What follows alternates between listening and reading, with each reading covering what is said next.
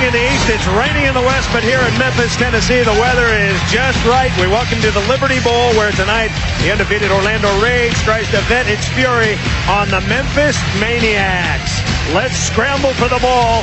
The team that wins it gets a choice of possession in the first half, and if necessary, in overtime. The scene here in Memphis with the weather good. The fans have come out. The painted faces are ready. It's a big one for Memphis. They are 0-2 at home. They are 2-0 on the road. They unlocked the doors to the asylum, and there's some crazy ones out tonight. Scrambling for Orlando with a record of 2-1, it's Scott Cloman. He is a fast fellow. Scotty.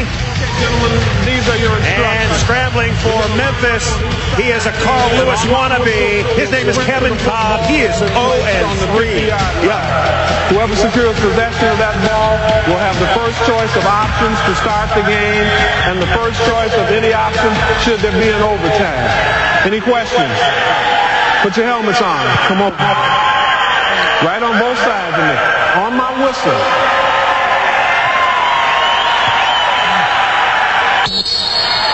There they go. It's a fight. Hey, oh, it's still alive. Still alive. Oh, he's got a hold of him. He's got him in a figure-4 leg lock. I used to play that game when I was on the playground too. Take that. And Cloman said, eat my dust. He had his leg. He had his leg. Coming right at you, right in the middle of the face. Ball squirts out right there. He grabs his leg. You won't let him go. I played that game before. A Brian Bosworth maneuver. 50 degrees. It is cloudy, but we have no rain, no snow. It is just another day at the beach here in Memphis. Hi, everybody. Along with Brian Bosworth, I'm Chris Marlowe. Only one team in the XFL has a chance now to go undefeated. It is Orlando. The Rage is 4-0, trying to go to 5-0 tonight. Kind of a chance, realistically, does the Rage have to go undefeated this year? That is a tall mountain to climb, because every week you win, the pressure starts to build, and all your opponents want to knock you off that mountain. My only advice to Orlando is to take it one game at a time and don't worry about the record. Orlando is the highest scoring team in the XFL, averaging 26 points a game. Their leader is a tough guy, Jeff Brom. He's out of Louisville. A couple of weeks ago, after a good start, he got hurt. Run down from behind on this play. He injured his elbow. It swelled up into a balloon. It's coming down now, and he's hoping for better things. Well, I think we started off real hot at the beginning of the season with 4 touchdown passes and some big plays in that game. And I think since then we've kind of declined. We haven't been throwing the ball quite as much and haven't been throwing it downfield like we want to, and haven't been making near as many big plays. So we got to get that going. Jeff's going to wear an elbow pad tonight to help protect that thing. But I tell you what, look for the Maniacs to take a few shots at that, especially Shante Carver, to see if it holds up tonight. Orlando coach Galen Hall, he has heard the undefeated hype, but he's not buying the buzz, Boz. He ain't buying it. You know why? Because the head coach's job is to keep the distractions away from his team. All they have to do is continue to win, keep playing well, and they got a shot at winning the big one at the end of the season. Meanwhile, Memphis has one of the best 1-2 punches in the XFL. Quarterback Jim Druckenmiller and running back Rashawn Salam. Last week, in rainy conditions in Los Angeles, Jim Druckenmiller put up good numbers, 13-22, 215, a touchdown, 1 meaningless interception. He was brilliant, able to roll out, able to find his receivers, throwing spirals, getting the job done. But perhaps most importantly, Boz, he took charge in the huddle. You're killing guys. Keep it going. Let's go. I think this week we have to establish a pass again, a deep threat. Maybe get them on their heels, and open up the running game for Rashawn. The running game last week was open for Rashawn Salam. He was brilliant, Boz. Absolutely, and that's the key to the Maniac's success, is keeping him running. He splashed, he dove, he swam, he did the backstroke, he did everything he had to do, and they brought home a victory, a very important victory for Maniacs. Rashawn Salam, the XFL Offensive Player of the Week a week ago. First week he was good. Second 2 weeks he didn't get 100 yards. Last week good. The question, can he put 2 consistent performances together back to back?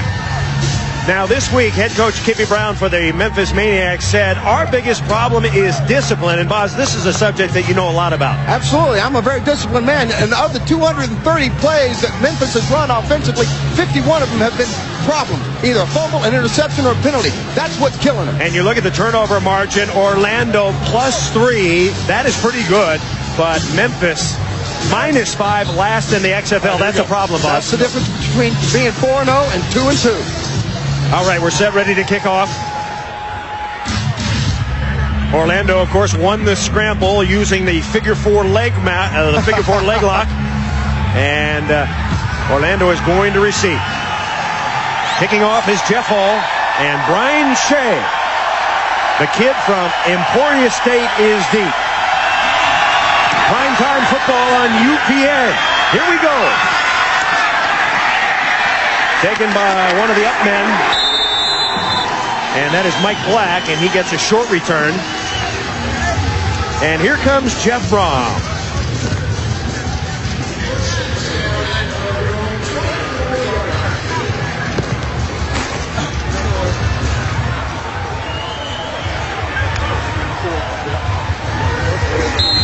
Here we go. D1 trips, 15 on one. Ready? All right, sounds like a pass. D1 trips 15. That's their base running play. Rip. Their 15-16 running play. That's their base running play out of this formation. The handoff is to Derek Clark. Clark, the workhorse in this offense. 6'1", 235 from Evangel College. That's where to start that bitch, baby. Jeff Brom had 4 touchdowns 50 in week 1. He's only had 2 since. He's been in a little bit of a slump. You know what? He does just enough to win the football game. He does not enough to lose it. So that's exactly what you want your quarterback to do. 2nd and 3. First pass for Jeff Brom. He's pressured, and down he goes. The Memphis Maniax, folks. The XFL's #1 team against the rush, 3rd in the entire league in total defense. You know what? After last night's performance in New York by L.A.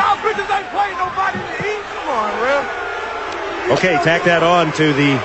A little too aggressive there on the Maniacs part. Shante Carver came in off the side. Now, I tell you what, Shante Carver has been playing possessed all year long. Incidental face mask, defense number 78. By rule, it's a 5-yard penalty. However, the ball must go back to the original line of scrimmage. Replay, 2nd down. Okay, Shante Carver receiving for the penalty. Shante, 29 years old, originally from Stockton, California, longtime member of the Dallas Cowboys and one of the meanest members in the XFL. Yeah, he was coached by a good friend of mine, John Blake. He said he was an absolute maniac when he was playing because he just comes at 100 miles an hour every time he's playing. Go! Set it! Little swing pass and bottled up immediately. There's a loose football. Clark lost the football. Maniacs got that. Crazy guys do have it, Boz. That's exactly what they need early on this game. Get a turnover in their favor. That's something they haven't had. Patrick Sapp coming up with it, Boz. Patrick Sapp making the recovery, number 94. 2 years with the Chargers. And he comes up with the game's first big play. Little swing pass here.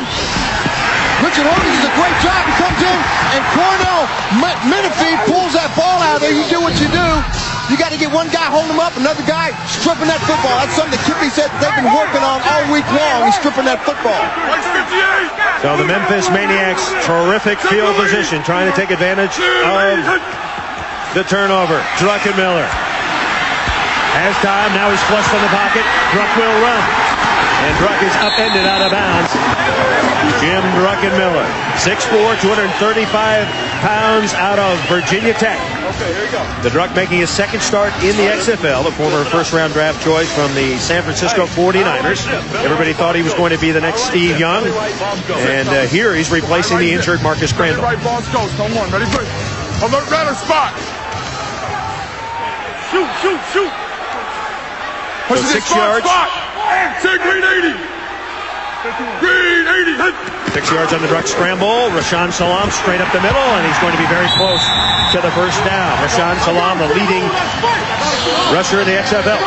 Tackle by Corey Juilliard.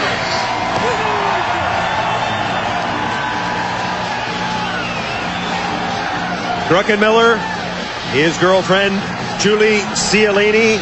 Breaking news this week that Julie Cialini and Jim Druckenmiller no longer an item, boss. What does that mean to you? That means Druck's back on the market. And the Playboy Bunny's in the back seat, maybe the trunk.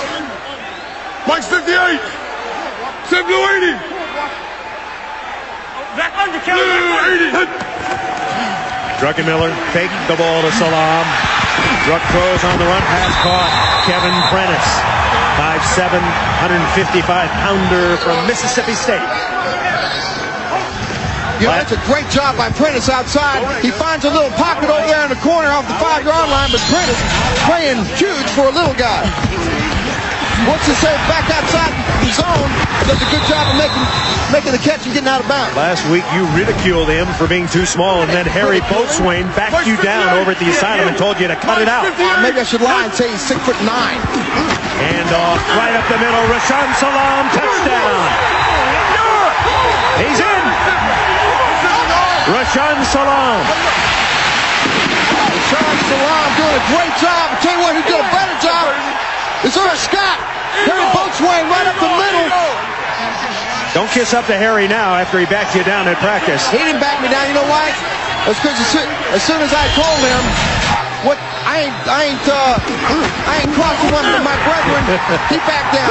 That's a great job inside blocking. It's a better job of reaching that ball over the goal line, getting 6 points early here for Memphis. All right, the Memphis Maniacs trying to punch in the extra point. Black right 11. Black right 11. Druckenmiller a throw for it, and it's incomplete. Not sure who the pass was intended for. There were two receivers there. Jordan was one of them. Hobbs was the other. It looked like a little miscommunication down there in the slot receiver with Hobbs.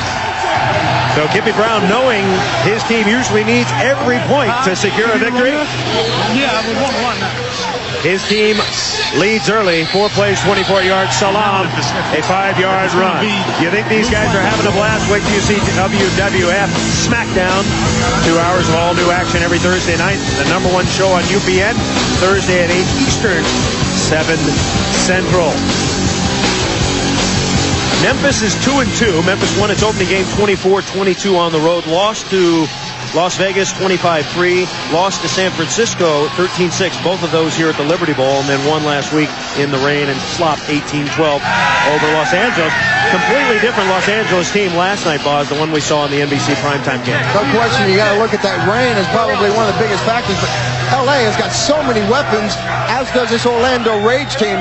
You know, you look at it and you go, where do you start? You hit your outside receivers. You got the 3 running backs. They got so many weapons over there. It's tough to game plan against this Orlando Rage team. Rashaan Salam, you saw him. Off to a good start.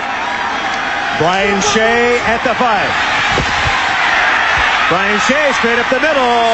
And he runs it out to the 25. Derek Clark is an interesting guy. He has his tongue pierced. But interestingly, he almost knocked out a couple of his teeth when he was chewing on a pork chop sandwich. And that piercing actually broke one of his teeth, Boz. He thought it was just a piece of that pork chop, and he kept right on going. He saw Ricky Williams, the former Heisman Trophy winner, with one of those things in his tongue and decided to emulate it. I don't know how he breathes when he's running with that thing on. That's how he breathes. There he goes. He comes his way to the 50. There he goes. Derek Clark. And I tell you what, that's a shock, because this Maniacs rushing defense is first in the XFL, only giving up 60 yards per game. 19-yard gain for Derek Clark. Did a good job of finding a hole, getting up inside. That's a good job for that offensive line there. Sean Love, the big-haired guy from Penn State, who let his hair start growing as soon as he graduated from Joe Pa's University. Clark is the Rage's leading rusher. They go by committee, so Mike Black is in now. You'll see Brian Shea in the backfield also. Jeff Braun with time. Throws, and the pass is blocked down. And this crowd's into it tonight, man. You can really feel it. It was, well, in volleyball, they call that a big block, Boz. Shante Carver. Shante Carver. I mean, he's played huge really all year for this Memphis Maniac football team.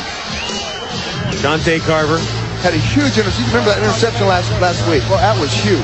Super Bowl ring in 1995 with Dallas. 6-0 Memphis. Opening quarter on UPN. Mike Black remains the running back. Go! Set! Fromm on a bounce. Incomplete. Pass incomplete. He was looking for Diallo Burks. Hey, what are you looking at, ref?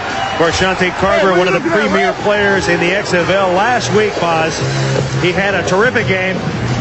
And one of the best interceptions you will see, an athletic move. He scooped it out of the air, tucked it in. Shante Carver making the interception, and it's something that he remembers fondly, Boz. I've never had an interception in pro ball, so it was exciting to me. I kept the ball, took it home, sitting up there on my little mantle, and I get to look at it. You can see how excited he is about his first career interception. Jeff Fromm throwing long. Out there is Bailey, and it's incomplete. Mario Bailey covered very closely by Rico Clark. Also there, Jackie Kellogg. Jeff Fromm had to throw that off his back foot.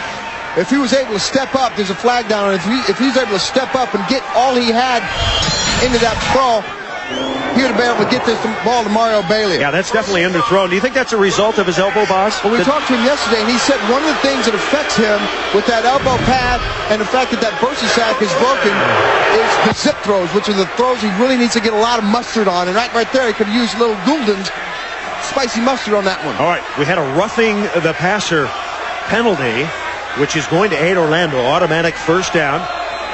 Let's take a look at it. Marvin Thomas comes up inside here, gets a little bit. You got to let him go like that. You got to let him go like that.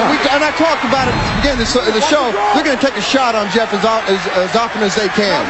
First down, Orlando Rage. Derek Clark back in. Pass caught. Breaking away is Diallo Burks, and Burks takes it to the 10. John Williams took a shot there, took the risk. And if you're going to come up inside like that, you either got to get your hand on the ball or make the interception. But you can't just let it go by like that. 21 yards on the play. And this ball has plenty of zip on it. He's just got to make that play because he doesn't have any help helping him from the backside there. He's all by himself on the corner. Marcus Wemberly just activated this week. Kevin Peoples out with a broken leg. Anthony Marshall out with a dislocated shoulder. And the ball to Clark straight up the middle. And he pulls his way down to the 2. And not a lot of flash and flare for this Orlando running game, Boz. No, it's not. You know why? Because they have 3 different backs. They got a small, medium, and large. Brian Shea, the small guy. Michael Black, the medium guy. And Derek Clark, when they need the big plays and the big yards. When they need the big plays and the big yards, they go to the big bruiser, Derek Clark. Tag! Second and goal at the 2. Here comes Clark, and Clark slides his way. I don't think he's in. He thought he was in, but his knee skidded at about the 1. Derek Clark is the Rage's leading rusher with just about 200 yards. Good call. He was down. 0. You're in heavy. 14 lead. 14 lead. On one. Ready? We're going to just run a power play. 14 lead right up the middle. Strong side. We're going to run to the right-hand side of the formation. Big play here. 3rd and goal for the Rays. Derek Clark. He's into the end zone. He lost the football. Now they're going to give him the touchdown. It's a touchdown. You break the play to the goal line, it's a touchdown. You can spike it, let it go. You can do some spins with it. As long as you break the plane, it counts as 6. You can eat it, you can bake it, as long as you're in the end zone. You can shake it, you can make it, you can do anything you want to it, baby. What's up, APK? Derek Clark's 5th touchdown this year. It's just too much meat to stop. Oh, yeah. Definitely out after he had crossed the plane to the goal. And the key to Orlando's success all year long has been their massive, aggressive offensive line. Go! On extra points this year, Orlando, 39%. Jeff Fromm looking for 1. He's on the roll. He's under pressure. Throws back the other way. Incomplete. Oh, Mike Black should have had that one. It was on his fingertips. He could not bring it in. Showtime, they're opening up some holes for you out there. It looks like you have free reign. Oh, yeah, we're doing a great job right now. We just trying to stick with our game plan and keep working hard and try to come out with a victory. How's that piercing? Oh, it's great.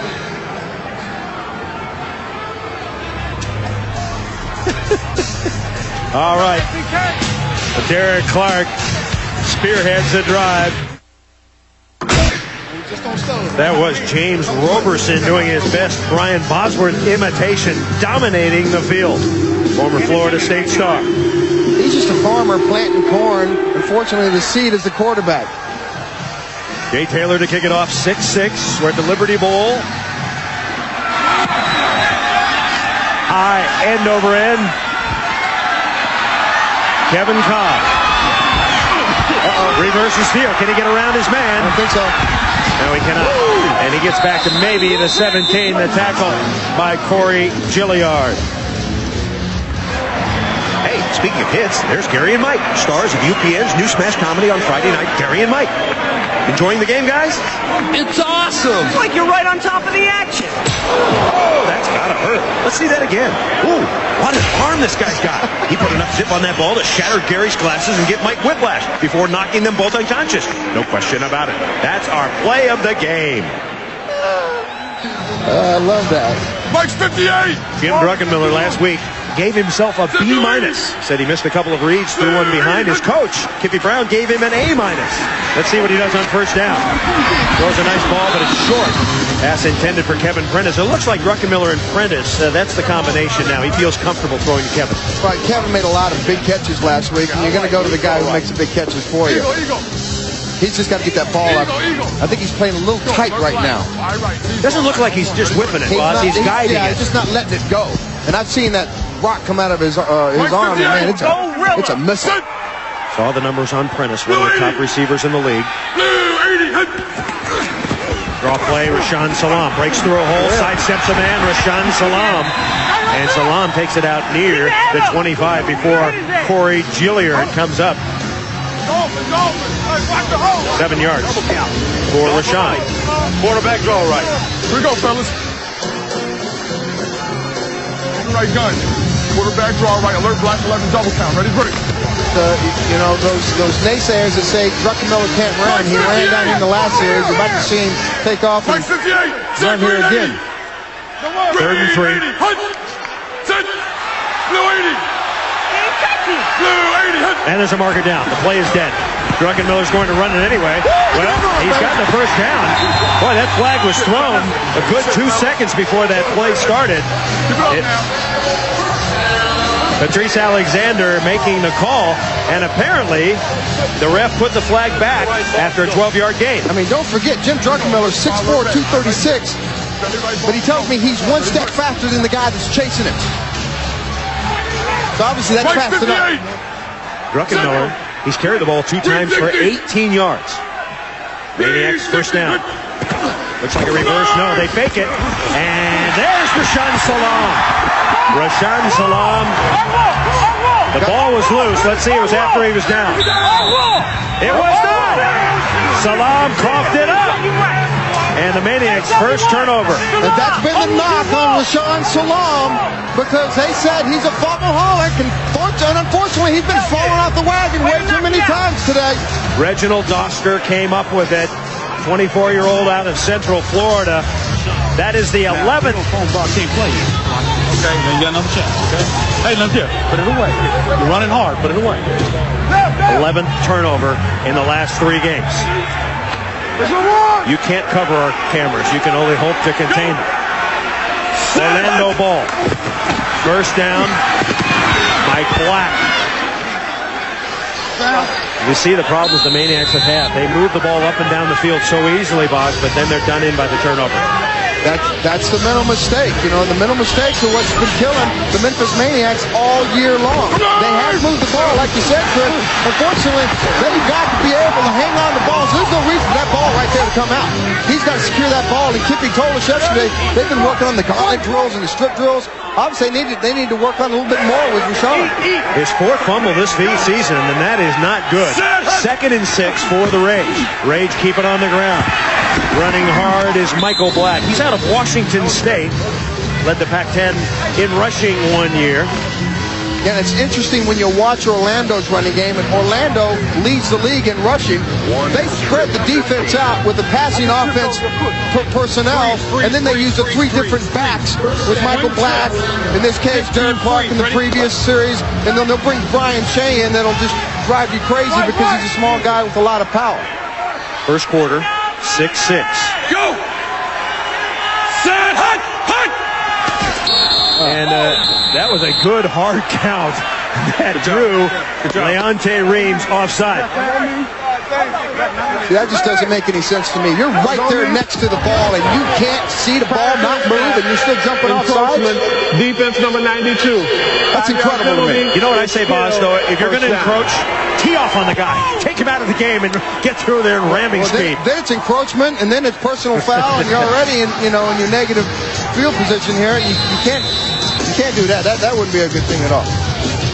Kippy Brown, first year as head coach. He was a quarterback at Memphis State back in the 70s. One of the first black quarterbacks to play college football. And he calls all the plays for the Memphis offense. Running play, James Black. Michael Black, I should say. Remember, he's the medium of this trio. You know, we talked to Galen Hall yesterday, and Galen said, when I asked him, who's your most dangerous receiver out of the backfield, he said, Michael Black. So I went back and looked at my stats. Michael Black hasn't even caught a pass yet.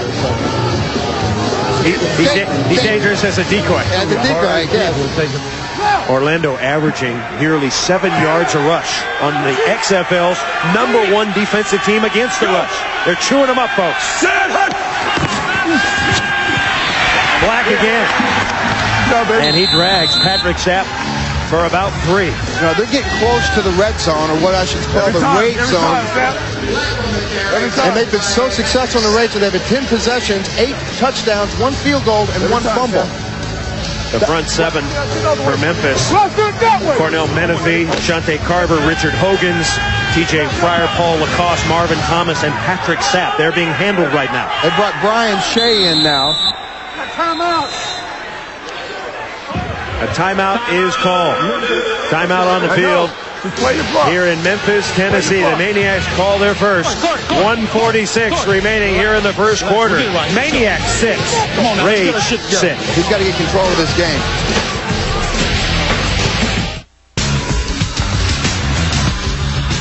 Shante Carver upset last week.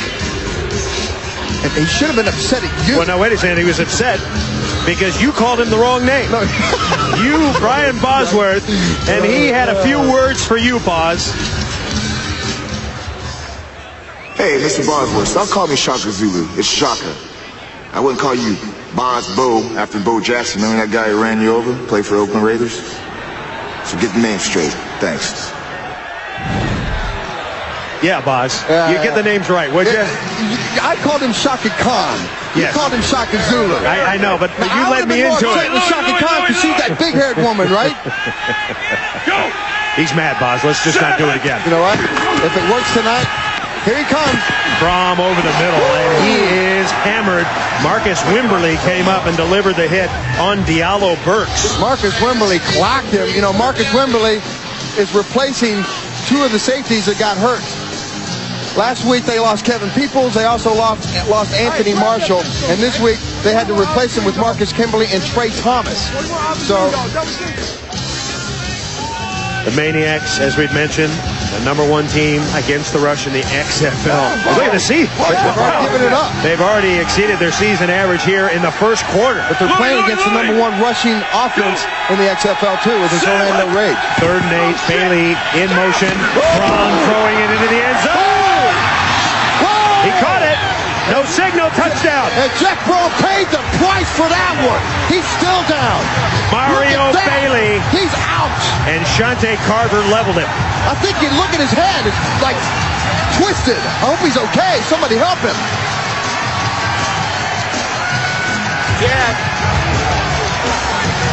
If you're wondering, there is no flag on the field. No, that was a clean hit. He just took all of it. On Shante Carver came in and just cleaned his clock. Oh my God, he just downloaded some serious hardware on him. I mean, listen to this. Oh.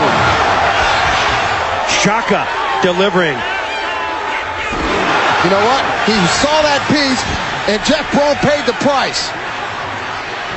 It was a 23-yard touchdown pass. The hit administered by that man, Shante Carver. Mario Bailey caught it, and Jeff Brom remains down. You got to be real concerned right now with Jeff Brom because he has not even moved yet.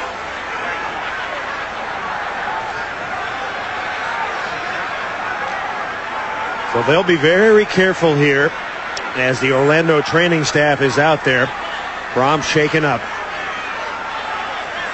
The backup quarterback for Orlando is Brian Kuklik. He's 6'3", 205, a 24-year-older out of Wake Forest. Big arm and a good backup. Yet to take a snap this year. If Brom cannot continue, then Galen Hall will go to Kuklik. Yeah, knocked out. One more look in real time, folks, what it feels like to be a quarterback and take a huge hit. You can really appreciate what these guys go through.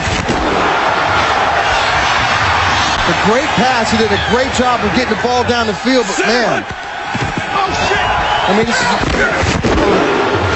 a perfect play for a defensive lineman because that's the hit that they're looking for every single time they get out on the football field, but you hate to see it happen because, bottom line, that hurts, man, and that hurts way more than it looks. You know, at the top of the show, we talked about Jeff Brom, the tough guy. He was able to stand in and unload. So they'll continue to work on Jeff Brom. We're going to take a short break.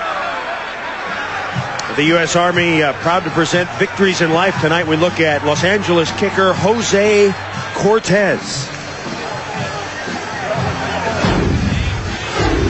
The whole XFL experience just started when I was on the roof back in Corvallis. I was working as a roofer for my fiance's uncle who owns a roofing company. So that's when I was working on the roof when I got the phone call from Coach Luganville, and he told me that they drafted me. I was going to come back and play in L.A. He can't make it. Let's don't kick it. I watched the news, and that's when I heard what Tommy Maddox said about me when I missed the field goal. I mean, it made me kind of upset, about it, But at the same time, I came back during that week, and I worked harder, and trying to prove him and everybody else that I was capable of playing for the XFL. Jose Cortez, can he do it? The kick is good. LA has beaten the Outlaws. I'd rather be playing football than being on the roof, basically. Back in Memphis, Tennessee, Orlando leading Memphis 12-6. The concern is for Orlando quarterback Jeff Brom. Took a vicious but apparently clean hit from Shante Carver. We have seen a little bit movement in his legs. We saw him move an arm. But just moments ago, Shante Carver came over. He was concerned. And all the players, that is Jim Druckenmiller concerned also. So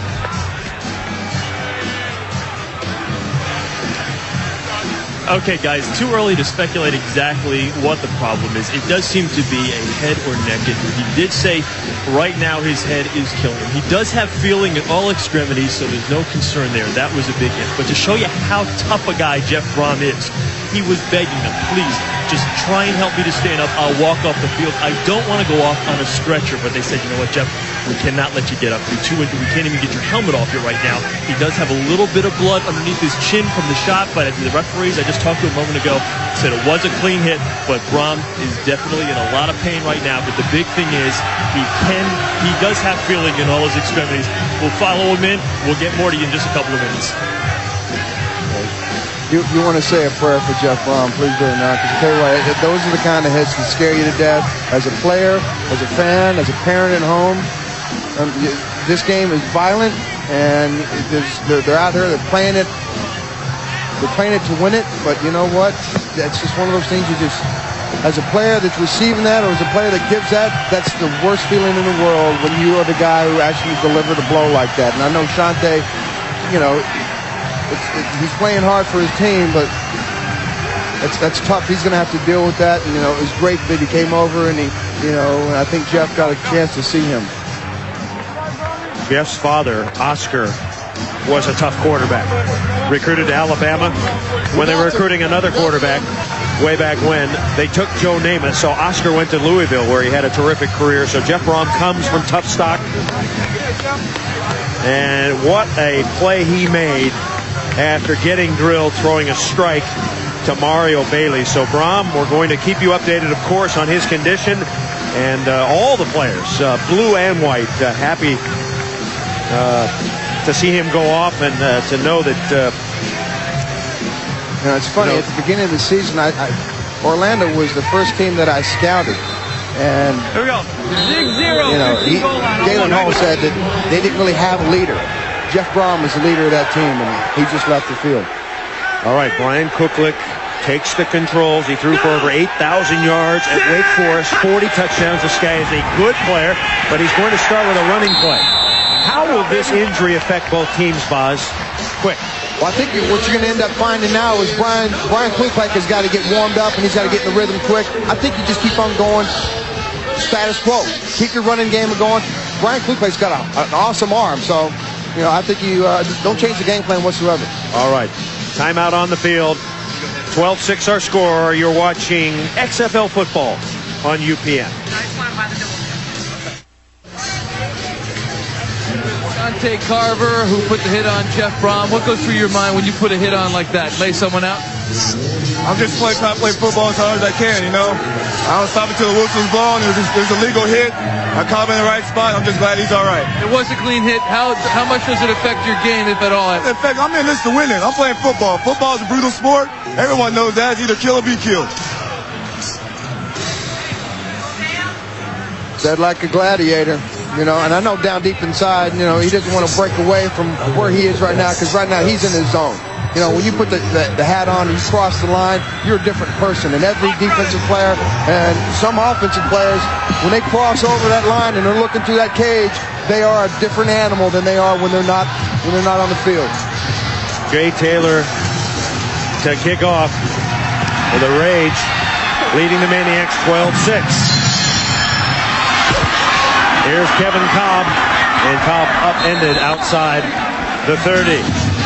Now, courtesy of Bud Light, let's take a look at our highlight package. He's looking in, so firing. Murphy, touchdown! And Murphy, son, it's Whalen. He's down. Touchdown, Chicago! You run here, be tough to get another playoff, Bob.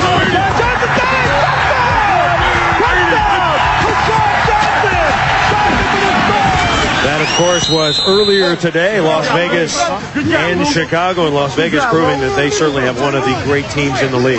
Question about it. You're going to see them next week on NBC against this Orlando Rage team, and that's going to be a war, because those teams, I can tell you right now, on the first snap, they're not going to like each other. Memphis has got to come back, and they've got to get back into the rhythm of this. The energy caused the law. Now they're going to pick up the pace and the intensity here. 2nd and 8. Druckenmiller, quick drop, throws, pass complete to Prentice. He's got the first down, and he steps out of bounds. Kevin Prentice is 5'7", but he's taller than everybody else in his family. So he's the big man as he gets the first down. We're coming back. That's the end of the first quarter. 12-6 Rage.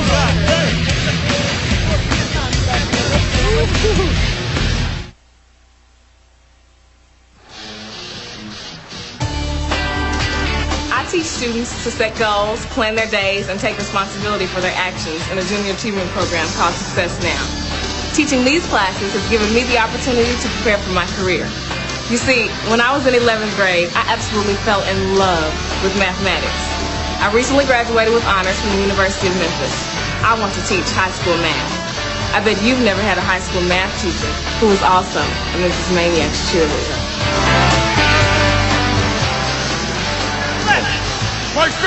She is a sweetie. Let me give you the names of the other cheerleaders. Alicia, Patricia, Nakisha, Lucretia, Taisha, Trimisha, and the one with the big hair, Propecia. Pass into the ground. Good pressure that time by Orlando. Andre Purvis. And that's exactly what Orlando has to do today if they want to win this game. They got to slow Salam down, and they've done a fairly decent job of that so far, but they got to get some pressure on Druckenmiller. They got to get the Maniacs to drive the long field and force some turnovers here. Mike's 58. Riggin. Send Blue 80. Riggin swap. Blue 80. On second down, Druck picks up Prentice. And the little guy jitterbugs near the first down. Patrice Alexander, Omar Brown corralling him.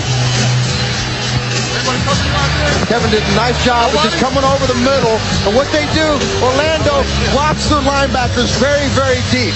So there's a little pocket about 5 yards past the line of scrimmage, and that's where Druck found Prentice right there. Now, the way you're going to get Orlando to come up and get that pocket back behind the linebackers is to start dumping that off to Rashawn Salam and get him involved in the passing game. They're going to measure for the first down. If not, we'll go belly right boss. They're going to go belly right boss if they don't have this on a first down, which is a belly play right up the middle.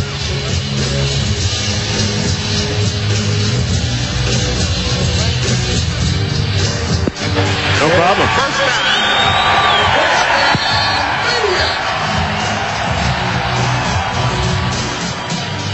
Okay, got a report here from the locker room. He does have a concussion. He's also suffering from some pain in the back of his neck. They've just taken some x-rays.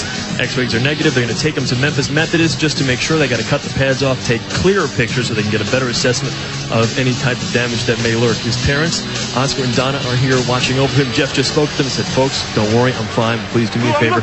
Just call my wife and tell her that I'm okay. All right, good news. Again, spoken like a gladiator. Yeah, good news for Jeff Brom, the starting quarterback, knocked out minutes ago. Druckenmiller's going to throw long. And jostling on the sidelines, Kevin Prentice battling with Stephen Fisher. Incidental contact over there. That was an uncatchable ball anyway, even if they had committed a little interference on the field. Stephen Fisher leads the Orlando Raiders with 3 interceptions. He's the guy who really takes charge out there in their defensive secondary. I left, power left. There's a running play to the left-hand side here. And try to get Rashawn back into this flow of running the ball again. Rashawn Salam. And he bangs for about 4.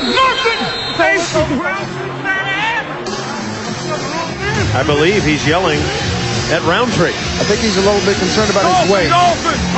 So something about he's going to diet or something. Something about his keister or derriere. Face right, 080 smash. All right, here we go. Go dolphin right, gun zip. Deep face right, 080 smash on 1. Ready, break. Shotgun. Part of that offensive line, Bernard Williams, Glenn Roundtree, Mike Sheldon, Mike 56. Jesse James, Harry Boatswain. Blue 80. 3rd and 8. Blue 80. Hit. Druckenmiller guns it over the middle, pass complete. There goes Charles Jordan, touchdown Maniacs. What a strike! And he threw that exactly where he needed to throw that ball too. He had to throw that ball behind Charles Jordan just a little bit because he had double coverage and safety hanging in the middle. And Charles did a great job of stopping, coming back, getting the reception, and then racing another 20 yards for the 6. Jordan beat Stephen Fisher. Druckenmiller put it on the money. 44-yard strike. And the Maniacs have tied it up. All important extra point coming up.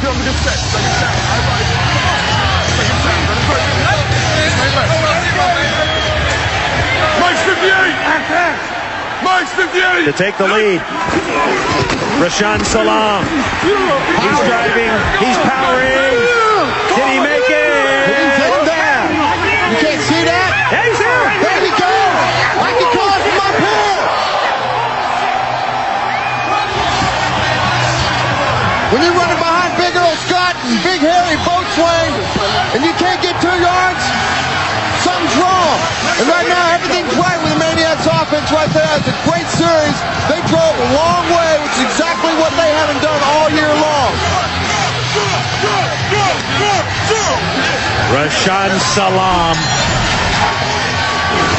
Just keep coming, keep pushing, keep driving, keep doing what you got to do to get that point. An all-important extra point.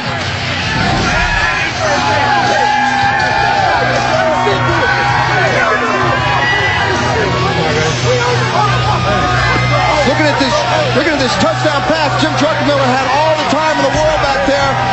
Goes into cover 3.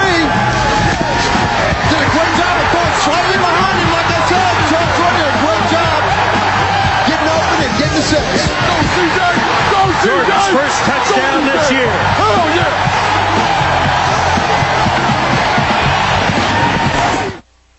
Along with Brian Bosworth, Michael Farcan, and Chris Raggy, I'm Chris Marlowe. Welcome to Memphis, Tennessee. We have a terrific game underway. The Memphis Maniax at home trying to win their first game of the year here at the Liberty Bowl. Lead it 13-12. Each team has had the ball 3 times. We've had 2 touchdowns scored by each squad. Jeff Brom, the starting quarterback for Orlando, carried off. He's been taken to the hospital as Brian Shea brings the ball out to the 36-yard line, a 30-yard return. Diallo Burks, he's a terrific player, a movie buff who likes all kinds of films. When he wants to get fired up, though, he watches this one particular one. My favorite movie before a game is Rudy. I really identify with this character. He's a hard worker, and he had to work for everything that he got. That's what my career has mostly been like. I had to fight for everything that I've gotten. Nothing has been given to me, and I love his character, and whatever I do in life, I feel like I can relate back to that movie because I have to work for it. The short pass complete to Mario Bailey. He's tackled by Shante Carver. So Diallo Burks, Mario Bailey and company, they need to crank it up, Oz. And Galen Hall's doing exactly the right thing by getting Brian Kluklek involved in the passing game right away. Diallo Burks is going to be one of the big guys right now, and Brian Kluklek, if he can get the ball to Diallo Burks, he's the money guy on the team and the big receivers. He's got 15 catches with 3 touchdowns, so he's got to help light the fire with Jeff Brom being injured. 14 yards on that last play. Here's Derek Clark. He's a big body, kind of a nasty banger, likes to pound you. Yeah, he's definitely a battle-tested bruiser for Hall. Played for Hall over in Europe. So much so, you know, Derek's grandmother, who really raised him, died unfortunately last year. 212, why not? Derek made 2 phone calls. First to 911 for help, the second one to Galen Hall. So I know a lot of closeness with this team, and you can feel it. And the good thing about this team is they're very unselfish, and that's why one of the reasons they're 4-0. They really care a lot about each other. You know, one thing too, when you talk about Galen Hall, he's one of the most organized coaches in the league. He's got this stuff down, being the head coach. No question. He's been with some of the greatest. Great guy back in Oklahoma, Barry Switzer. Knows how to win. He's been winning big time his whole career. Going for his 100th victory here pretty quick. 2nd and 6. Kluklek. Got a man. Diallo Burks. He dropped that. He was looking for the end zone before he had the ball in his hand. But boy, he wish he had that one back. You know, I'll tell you what, though. Devil's advocate, Kluklek's got to lead him a little. He's got to look back, catch that by his ankles. That wasn't right there for him. You're right. It'd be nice if he laid that out for him. He could hit that in full stride. But I tell you what, Brian Kluklek, and this is one of the things that Coach Hall says about Brian Kluklek, is he doesn't trust his arm on the short throws. He trusts his arm too much on the long throws. That right there is an intermediate throw. He's just got to let that one go. Let Diallo's speed catch up to the ball and bring 6 in for the Orlando Rage. Maniac fans love that last play. 3rd and 6 for the Rage. Here comes Shante. Throwing on a bounce was Kluklek. So Kluklek not quite warmed up yet, not in rhythm yet with his receivers. Pass was intended for Bailey. You got to remember, Brian Kluklek hasn't seen any action at all this year. Orlando has only seen 1 quarterback in the huddle, and that's been Jeff Brom. And it's going to take Brian Kluklek a few series to get acclimated to what it's like to be out there in the field, getting chased. Boss, I've got a scoop for you. Listen close. The game's first punt is coming your way. All right, well, here it is. Charles Jordan is deep. Ball gets down to 21-yard line. This is a live ball. Kicks it straight up in the air. That's a beauty. He's got to bring it back. Jordan at the 6. Oh, and he is strangulated at the 6. Great play by Sean Banks. Banks got him on a special team play. 2nd quarter, the Maniacs leading by 1. We'll be back. Long field to go. Next week, in a desperate attempt to increase television ratings, the XFL will take you inside the locker room of the Orlando Rage cheerleaders. All right, gentlemen, cool your jets. Let's be professional here. The XFL, NBC next Saturday. Boz, I hear that they're going to shoot them. They will be naked, but there will be heads attached, so it is going to be done with taste.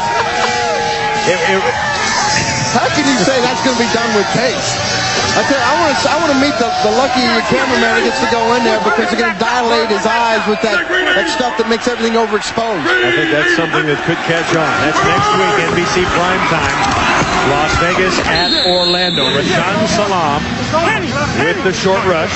The entire Orlando front seven gets the tackle there. Patrice Alexander leading the way. You know, I talked to some of the Orlando players, and they talked about Patrice Alexander, and they talk about hitting him is like hitting a brick wall, or like a wall falling down on you after you hit it. Stay in, Rick. It's a bend, don't break defense. They play lots of zone. They try to punish you. White's 58. 25 win. Big run. 7 Blue 80. Come on, Red. Blue 80. Three. Fake the Salaam. Swinging out of the backfield is Jim Kitts.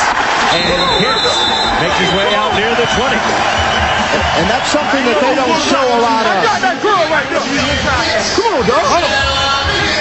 Hey, Red, come on.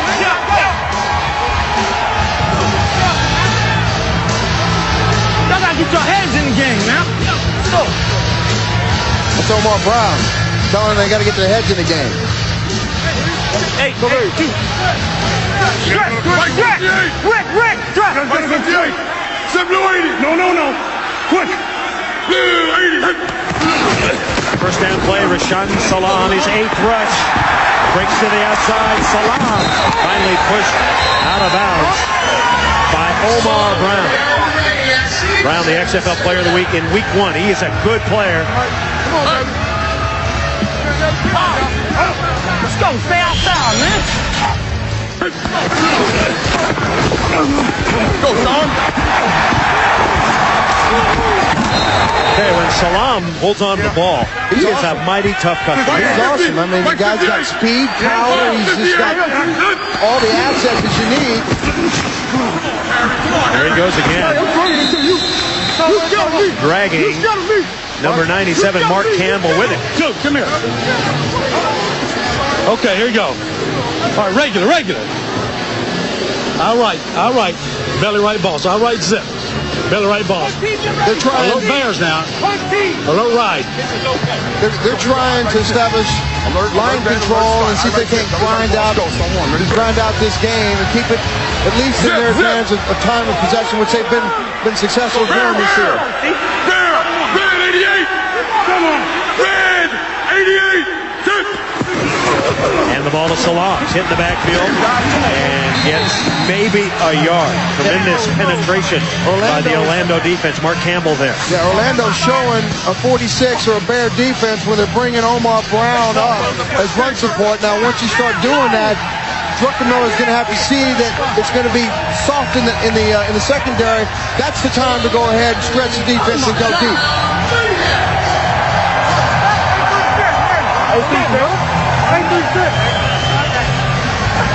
Salaam, 10 carries for 42 yards, a touchdown, but he does have a fumble. 58. Say Green 80. Green 80. Druck's got a loud voice, boss. And around, here they come. It's Charles Jordan. They got more. And Jordan upended. Wow, what a tackle by Omar Brown. He is a hitter. He's second on the team with tackles. He's got 25 of them so far, and he makes huge plays at key times. And ain't no more keyer than that right there, because if Daryl Hobbs gets out, Charles Jordan gets past Omar Brown, he can still be running. White's 58. Got 7 on that play. 25 front. Sit. Spot. Red over. Red over. You got to check here. Checking the play. And he likes Salaam. Salaam through a hole. And he is wrapped up. Now check that. It is Raphael Cooper with his first carry of the night. 25-year-old from Detroit, Michigan. Cooper, a speedster. So Salaam getting a break for a moment. Mark Campbell sliding down the line of scrimmage. Cooper's doing a good job of finding the hole. And one thing that Cooper needs to do is he needs to be more patient and let the hole open up if it's not there. Don't just drive your head into... No, we can't. Here we go. Eye right, let's go. Eye right, slide left, second sound. Ready, break. A little confusion there. They're running out of time. They got plenty of time to get this play off. Salam on the sideline. 7 seconds on the play clock. Cooper trying to get a yard. He's got it! Raphael Cooper. And once again, it's Omar Brown. Again, Raphael will just be a little more patient. There's nothing inside. All he has to do is show inside, flash outside, and he's still running. He bangs into the back of his blocker right there. And you heard Druckenmiller tell him right there, outside, go. Druckenmiller's being a general on the field right now. They've gone from the sledgehammer of Salam Blue 40 to the lightning bug. Blue 40. Raphael Cooper. Druckenmiller throws a strike. Prentice tackled immediately. That's going to be very close to the first down. Ricky Bell, who was injured early in the season, back in there now. He gets his first start after missing from the very first game from a foot injury. And Ricky's probably not game ready right now. He sprained the arch. And I've had a sprained arch before. It's tough because as a cornerback, you got to be able to push off. And that means you got to give enough ground, especially playing against Kevin Prentice. They should go ahead and continue to use that matchup to the Maniacs' advantage. Second and short, chance to go long. No. Keep it on the ground. Cooper breaks to the outside, utilizing the advice of Brian Bosworth, waiting, picking his holes, and then moving. That's right. And what they're doing is Druckenmiller is seeing that they're stacking, trying to slow down this play. They got 14. They're stacking the line of scrimmage where Orlando is, and what Memphis is doing is they're checking out of a play and they're going to a weak side run and letting Raphael bounce it to the outside. Cooper stays in. No relation to D.B. Cooper, the parachutist. Will they give it to him again? No. Fake. Druckenmiller. He's open. Going deep into the end zone. Incomplete. Jordan was out there. Boy, you get an idea of the arm strength of Jim Druckenmiller. And they want to call. I think I want to call on that because just as he was trying to lay out for the ball. All right, here you go. Let's go, Jim. He got hooked. Omar Brown hooked him, slowed him down. Corey Gilliard also there. Lead draw right. I'm going to get that next time. Give me a call, Steve. What's the call?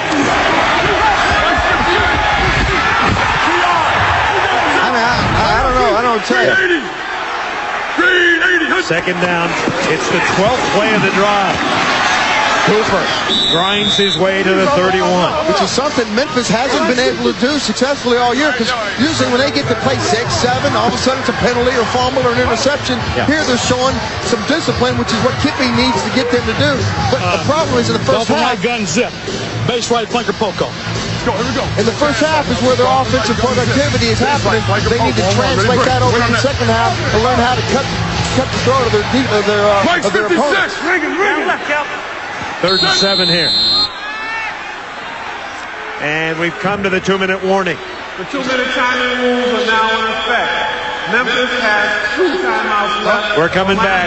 The Maniacs lead it 13-12. You're watching primetime football here on UPN.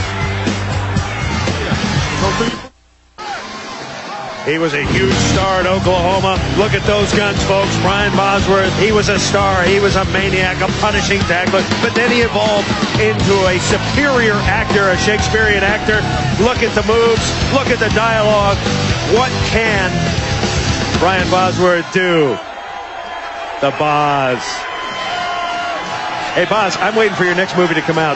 Stone Cold Gets a Hot Foot. I'm ready for that one. That'll be a beauty.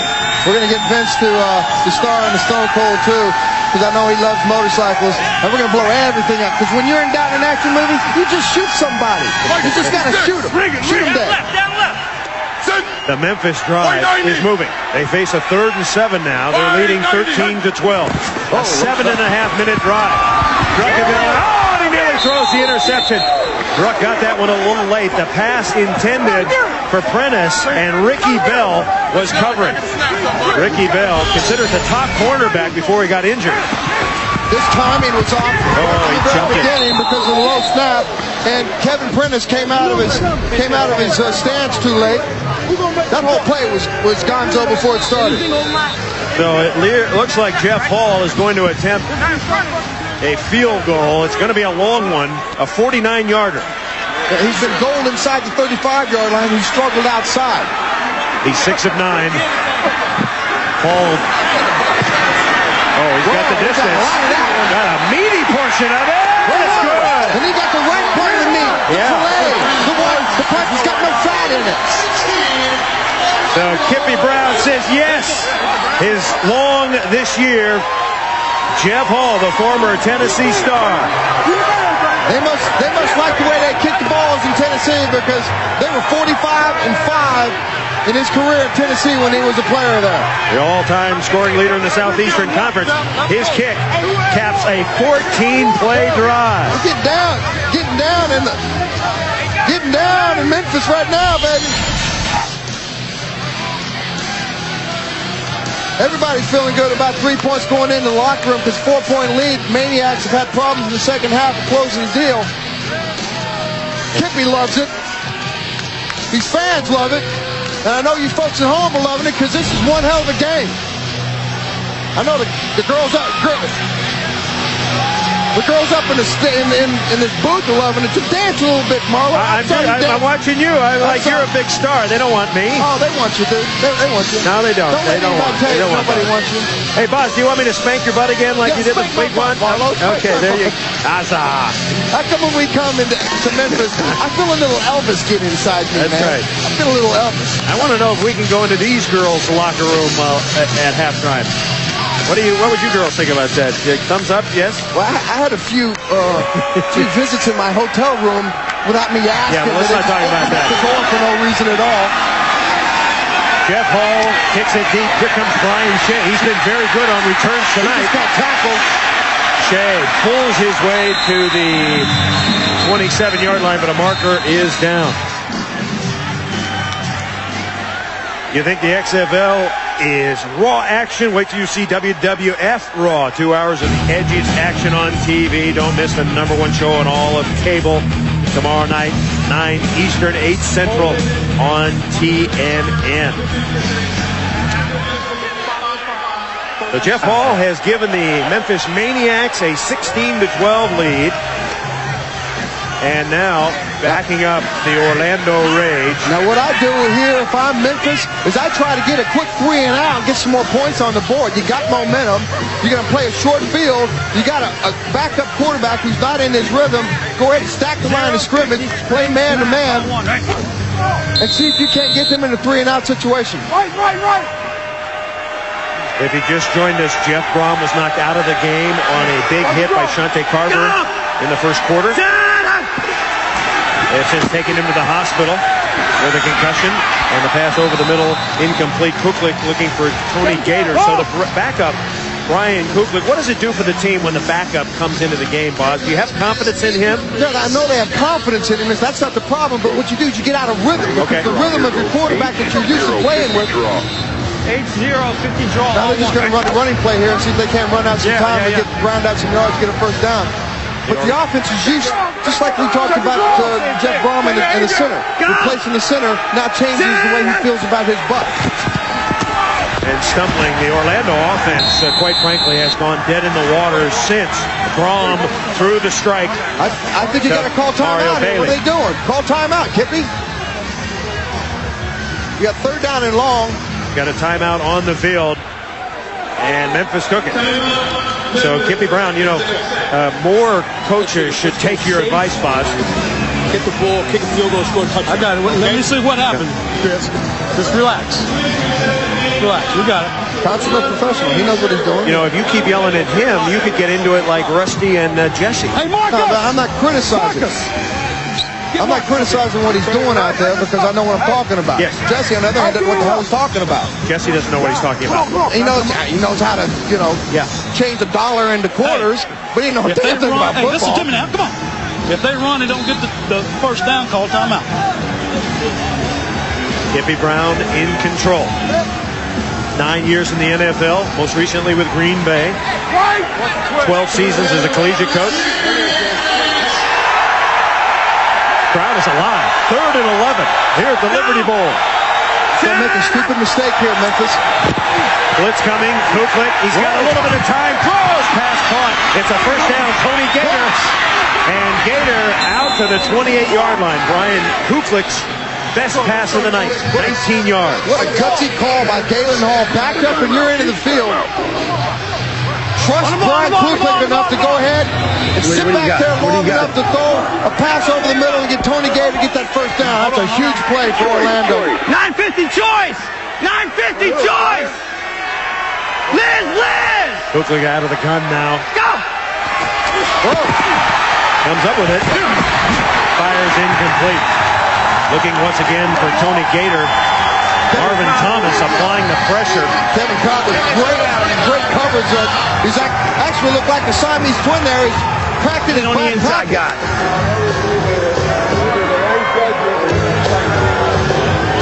See, I like Galen because Galen is a gambler.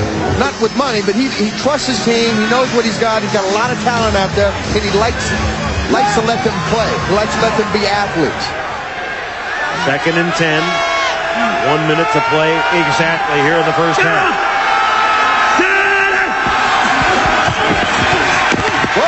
Kuklik throws, pass caught right at midfield. Number 81, Diallo Burks coming up with a grab. They got to hurry and get this ball down and dead. John Williams with the coverage. Zero try!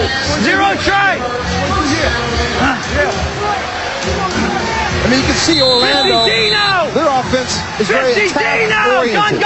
Clock is running, 49 seconds, 48 seconds. Rage trying to get in position here. Go! Here comes the rush. Shante Carver applying pressure. Shante's got so many moves in. He's got a man. It's Tony Gator. First down, complete. You got to call timeout here. And they do. Tony Gator.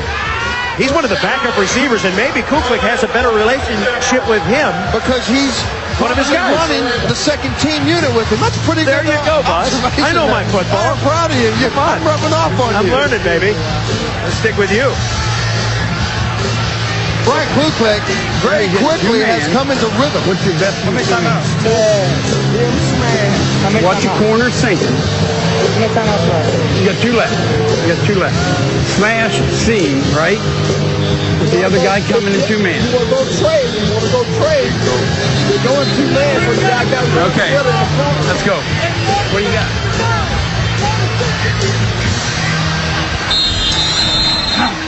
Two good pass plays put him in this position, boss. 2 big pass plays under a tremendous amount of pressure. Diallo Burks comes up with a big catch over the middle, and then Brian Kuklik has enough presence of mind to get the club up to the line of scrimmage and find Tony Gator, again moving the club down the field with a lot of authority. Back to live, Kuklik with time. Whoa! Goes another strike. Kuklik now 4 of 6. Mario Bailey did a great job of hanging on to that ball. Rico Clark making the tackle on Mario Bailey. Bailey shaken up. Rico Clark playing out of position. He normally plays left cornerback. He's playing right cornerback tonight. Once again, Orlando takes the timeout. Jay Taylor is the kicker. He hasn't missed a kick this year. He's perfect 4 for 4. So Orlando with a timeout remaining. Memphis has a timeout. Impressive drive as Kuklik, it seems like he's got loosened up. Absolutely, and we talked about it earlier. He needs a couple of series to get into rhythm. I mean, I've seen him throw the ball. He's got a cannon. There's no question about that. 0-60 speed bang on one. 60 now, 60. No, gun. Kuklik completion to 19, 21, 12, and 15 on this drive. Mike Black is the running back. There he is. Kuklik throws it well. Hit as he throws. Come on, baby. He was under great pressure by Tremont Lawless. I think Lawless hit his arm. They've got plenty of time here. Just take your time, run your offense. Scream. 1 tray, 60 scream on 1. Gun. 60 scream or screen? Thought he said screen. Well, if it's screen, I think we all know what that means. Might try to set up Black here. It'll be his first catch of the season. There he is. Going into the end zone. thrown incomplete. Must have been screamed, Buzz. I think it was screamed because Kevin Swain was screaming down the sideline. Yeah. He just jumped a little bit too soon. And again, it goes to show you the kind of strength that Brian Kuklik's got in that arm of his. Don Williams was covering along with Marcus Wimberly. Go 0-60 smash. 0-60 smash on one, right? 0-60 smash is a play they ran a few plays ago. I still think they have plenty of time to go over the middle. They got plenty of timeouts. And if the middle is open, which it is right now, go ahead and test it. 3rd and 10. Here comes the press. And the pass is overthrown. Yeah, and that's a flag on that. Marcus Wimberly came in. He wasn't even playing the ball. That ball was well overthrown. Marcus Wimberly comes in. It wasn't even playing the ball. It commits probably the worst foul that he could commit right now. Marvin Thomas had the pressure. The ball was already by the receiver. That ball was not catchable, boss. Let's see if they pick it up. They're going to pick this one up. You're going to give him a gift. You're going to give him a gift in Memphis. Elvis is alive, and the Cadillac's just been given.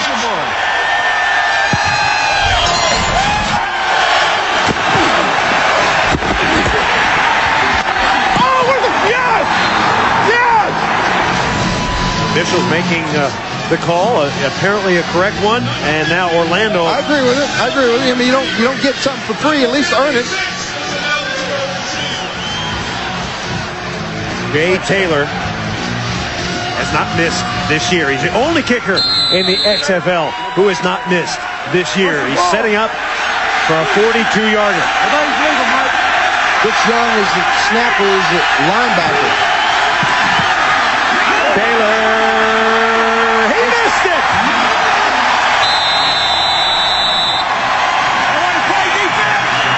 There's no such thing as being perfect here at the Asylum, Boz. Well, that much pressure. Good job. And as big as this game is, I know it's still early in the season. I think he just flat misses it. He pushes the ball to the right, obviously, but he just missed the kick. So Taylor, his first miss this year, 9 seconds remain. And Memphis content to go into the locker room with a 16-12 lead. That's a solid first half for this Memphis Maniax team. Brian, you got some zip out there. Obviously, that had to do tremendous to help your confidence with that drive, even though you got no points out of it. Yeah, we moved the ball nice. Now we just got to put it through the uprights and come out in the second half and get our running game going. We'll now, I know as the backup, you don't get a lot of touches. Are you prepared to lead this team in the second half? Yeah, I've been ready. I've been ready since day one, and just going to go out there and do my best. Coach, you passed for a touchdown, ran for a touchdown, kicked the field goal. What can you improve on in the second half? Well, we can't turn the ball over. That's been our problem all year. We're not very disciplined, and we got to get it fixed. I tell you, Kippy's problem, he said it, turnovers. Only had one so far. Fumble fingers. One so far. At halftime, the score. The Memphis Maniax 16, the Orlando Rage 12.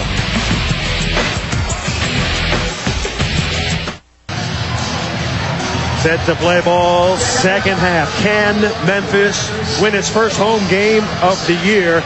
And will it come against the undefeated Orlando Rage? The Rage playing without their number one quarterback who was knocked out of the game.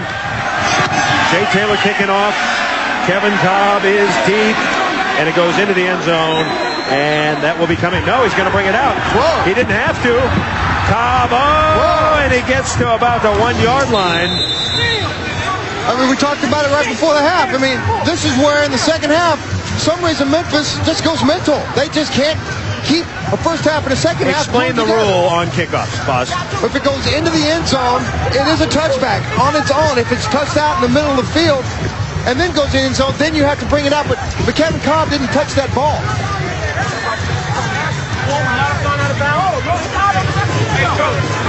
Let's take a look at our halftime stats brought to you by Miller Lite. Both teams moving the ball effectively. Memphis making the most of the point-scoring opportunities. Now Memphis in a hole, and they'll try to bang it out of there with Rashawn Salam. He skips over a man And Salam moves it to the 6, tackled by Omar Brown. This Omar Brown is a tackling machine. You know, I digressed there for a second. Yep. I had a brain fart. Actually, on the kickoff, if the ball goes in the end zone and it's still left in the field of play or in the end zone itself, it has to be brought out. All the kickoffs have to be brought out of the end zone. So he thought that the ball wasn't going to roll out of the end zone, obviously. Roll out of the end zone. Mike's 58. Louis 51. Jim Blue 80. Blue 80. Druckenmiller, short pass, and he's going to have the first down. So 2 solid plays. Rashaan Salam gets 6. Charles Jordan gets 12 with the extra effort. Charles Jordan. He's an interesting fellow, isn't he?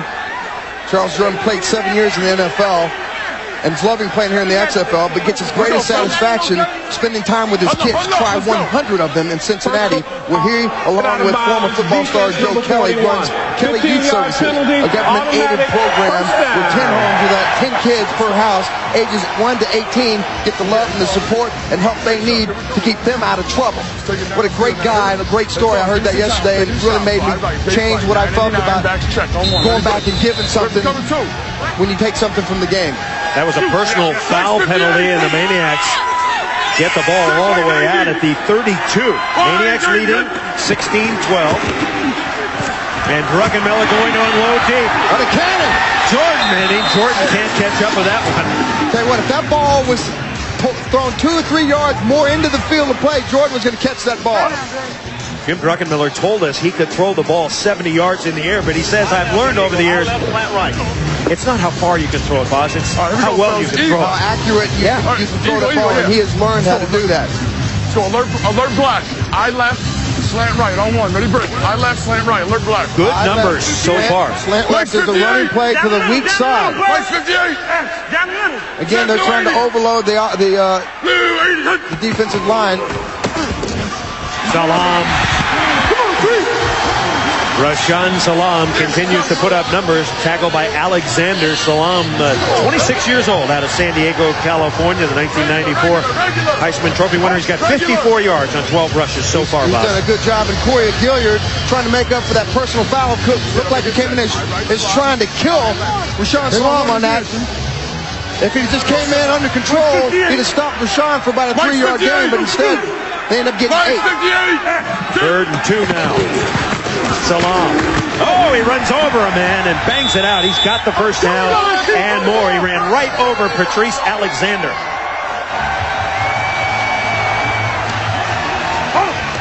I'm telling you, I'm running this shit. Who ain't filling? Hey! Hey!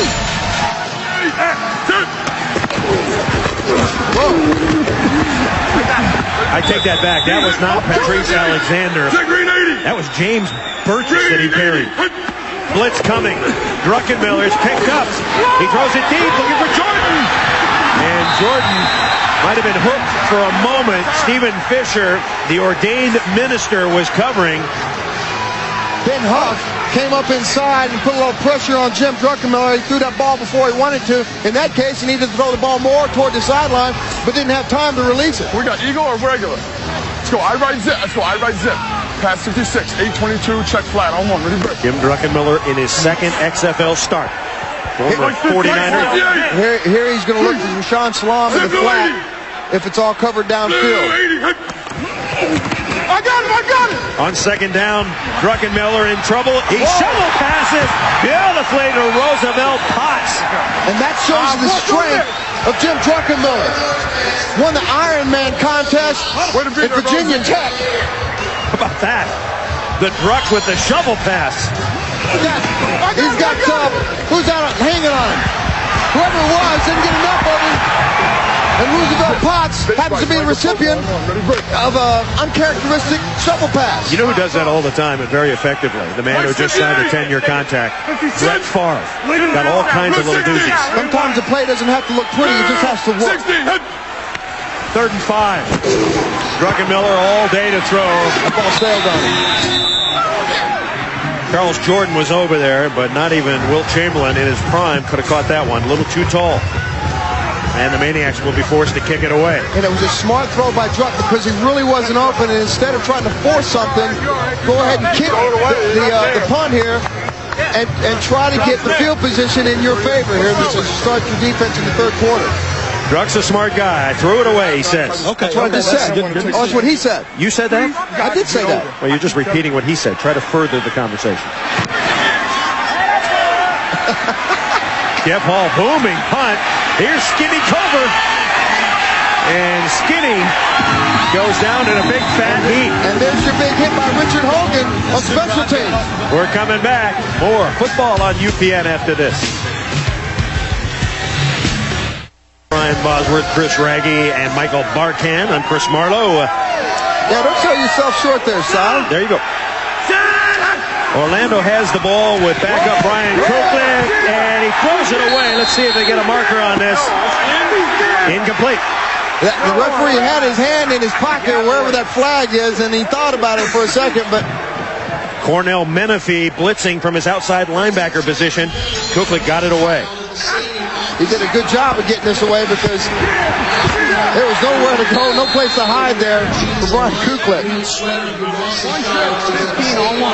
Third quarter, the undefeated Rage trailing the Maniacs 16-12.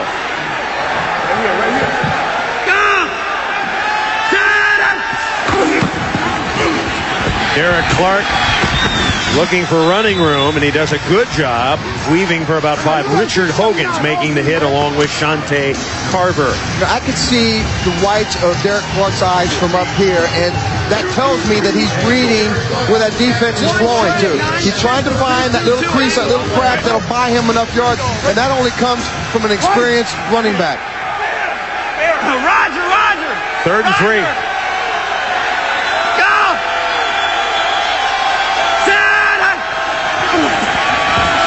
There he is. Pass complete. Diallo Burks. Oh. Diallo Burks in midfield. Trying to chase him down. It's complete. And it's a touchdown for Orlando. Talked about it before. You can't give up the big plays. And they're none bigger than that right there. 81 yards with Diallo Burks to match his number. He said he has to fight for everything he gets in life. Tell you what, I don't think it's any easier than that because that was right on the money. And it was a track race. Ain't nobody going to catch Diallo Burks because in the real time, he's real money.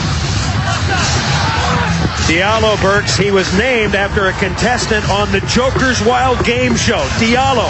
There was a contestant named Diallo. He was raking in the money. His mama thought it was funny, thus the name Diallo. And Diallo turned on the afterburners. Because Diallo's actually playing for about $20 a day because that's what his allowance is. He spends all of his money, sends all of his money back home to his wife and his 1.5-year-old little baby girl because they're trying to find a house to buy. Kuklik going for 1, throws, the ball's batted up in the air, and it's incomplete. So the Orlando Rage responding, an 81-yard bomb, actually a catch and run by that man. That man, Diallo Burks. So the Rage takes the lead. And Diallo Burks heading for the house. Corey Sawyer got burned alive on that one. Rico Clark in Wembley could not chase him down. Baby! Yeah! We're coming back. The Liberty Bowl stunned as the Rage has gone back on top. Diallo, your coach said at halftime, no more excuses. You got to step up and carry this one on your shoulders. Looks like you took him to heart, huh? Well, that's just one play by me, but we got a long ways to go in this game, and hopefully the offense period can just keep on making plays. Remember, he said his favorite movie was Rudy because he's an underachiever, and Boz, this is achievement. I tell you what, it fired him up so much they came out in this third quarter and they've quieted this Maniacs crowd down a little bit. Now it's the Maniacs' turn to answer. Just a little bit. Brian Shea deep, looking to bust one. No, check that. That's Raphael Cooper deep. Cooper and top. 18-16, undefeated Orlando ahead. Cobb, and he's out to the 30. So the problem with Memphis is in the third and fourth quarter, they've only scored 3 points each quarter. So their defense is giving up 51 in 4 games, and their offense is scoring 6. They ain't winning any games that way. Maniax offense was moving. Let's take it right here. Let's go. Alert, alert, black. So I left. Lead draw left. On 1. Ready, break. Maniax offense moving very well early, but the Rage defense is stiffened a bit. Well, they need to continue to try to get Rashawn his yards, because that's going to control this line of scrimmage, control the ball from Maniax. We're going to give the ball to Rashawn right here. 11. Druckenmiller, and that's a bad pass. Ball stuck in his hands, perhaps. Intended for Jordan. He's not wearing gloves. He's got those big old hands. Okay, back to blitz there. I'm bad. All right, here you go. First, the hands very effective last week in the rain. Yeah. Able to hold on to that football while Tommy Maniax could not. You know, Boz's hands pretty big. Earlier today, watch him compared to Druckenmiller. Oh, Boz, you got little kitten mittens compared to the big kid. He's got abnormally large hands. He had knuckle extension surgery. There he is. Pass complete to Prentice. Oh, he's quick. And Prentice gets about 6. Ricky Bell making the tackle. And Orlando does that. Again, we went back and we talked about it before. They send their linebackers deep in coverage, and they let them have that little small stuff up front. And Prentice is down right now. Shaking up a bit. Ricky came in and hit him low. He probably got something in his leg. Prentice comes across the middle. Got 5 catches tonight for 44 yards. He's played huge. He does this little drag across the middle, down deep. He's trying to get some extra yards. It was a very innocent-looking play. You know what he got? He got the face mask on the kneecap. And I've had that before, and it's smart because there's a lot of nerves going on in that knee, especially right there at the patella tendon. The problem is, you see his knee is exposed right there. He didn't have a pad on it. So it's McElhinney got him pads in his pants, and I never understood that when a wide receiver or some of these other guys, they don't wear pads in their pants. Yeah. I know if I was an owner or a coach of a team, I'd start finding guys because now he has to come out of the game. If he's not useful to the Maniax offense, it's because he ain't wearing pads. You were a big believer in padding your pants a little bit all the time, yeah? Dude, I had to have to stuff as much as I could get going. You know, I got to get patty, man. Well, I got you. I got to get patty. You got small hands, you got to have padding. I'm looking for the collision, and I don't want to feel it. Prentice is going off. And that's going to be a blow because he has been the Maniac's most reliable receiver. Bo Morgan checks in as one of the wide receivers, the former quarterback from the Air Force. 3rd and 3. And he gets it right away. Slash. He does it all. He plays a little wide receiver, running back, quarterback, defensive back. He's a return specialist. He was 10th in the Heisman Trophy voting back when he was in the Air Force, and one of the only players to gain 2,000 yards in 2 different seasons. So the guy can play. He's full of talent. Bo Morgan, maybe the most versatile player in the XFL. And now the Maniacs with a first down. They've completed, they've converted 6 of 8 on 3rd down. So Druckenmiller's doing a good job. Pass over the middle. And Mark Thomas goes up the ladder and drags it down. Druckenmiller to Thomas. Thomas, a 24-year-old out of Smithfield, North Carolina. And I talked to Jim before the game started. I said, how are you going to get Mark Thomas involved in this game? And he said that the Orlando, they spread their secondary out to the outside, and he's going to try to get Mark Thomas in the seam, try to get him to squat down in the zone or get him to start challenging the safety, and that's exactly what he did on that play. 20-yard reception for Thomas. Another first down. Rashawn Salam. And Salam pile drives to the 32. I mean, so strong. And what Galen talked about yesterday is that Rashawn is going to drag our guys to death. Yeah. And as the game goes on and they're continuing to stay close in this contest and they can continue to open up holes inside, you're going to get Rashawn those numbers. Here we go, fellas. Go zoom to strong right. You look at the numbers on Salam. Modest at the moment, but he's capable of breaking one anytime. He'll break one. If you get him a seam, he'll break it. Yep. Set. Blue 80. Blue 80. And the play blown dead. Markers everywhere. Who got that boy defense? That's a shame, too, because that was a good play. They came back to that in the first half with Jim catching the flat over there. 84 offense for simulating the start of a play. 5-yard penalty. It's still second down. Boz, I'm not so sure about Kevin Prentice and the face mask on the knee. It looks like he twisted his knee while planning, and then the face mask might have been incidental. His return is questionable. Right now, he's still being looked at.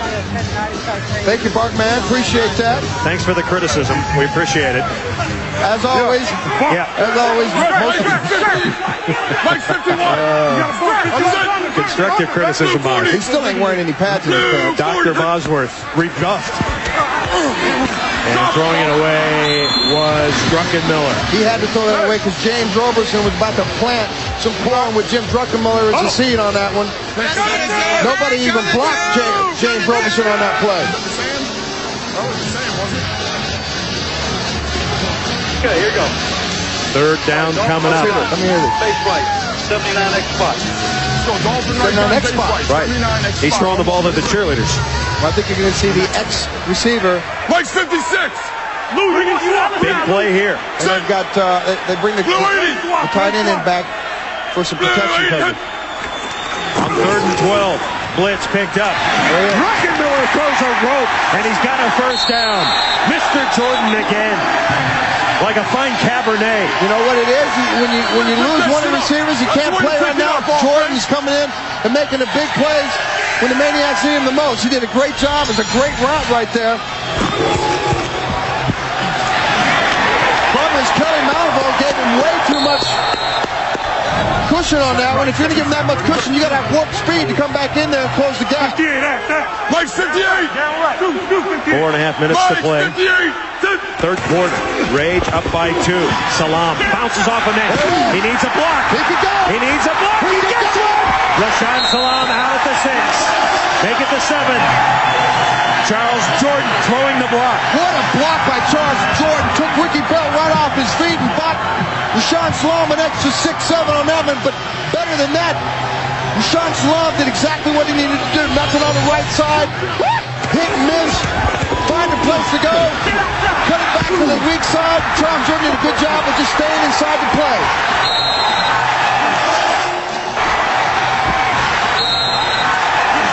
Whoa, he's up high.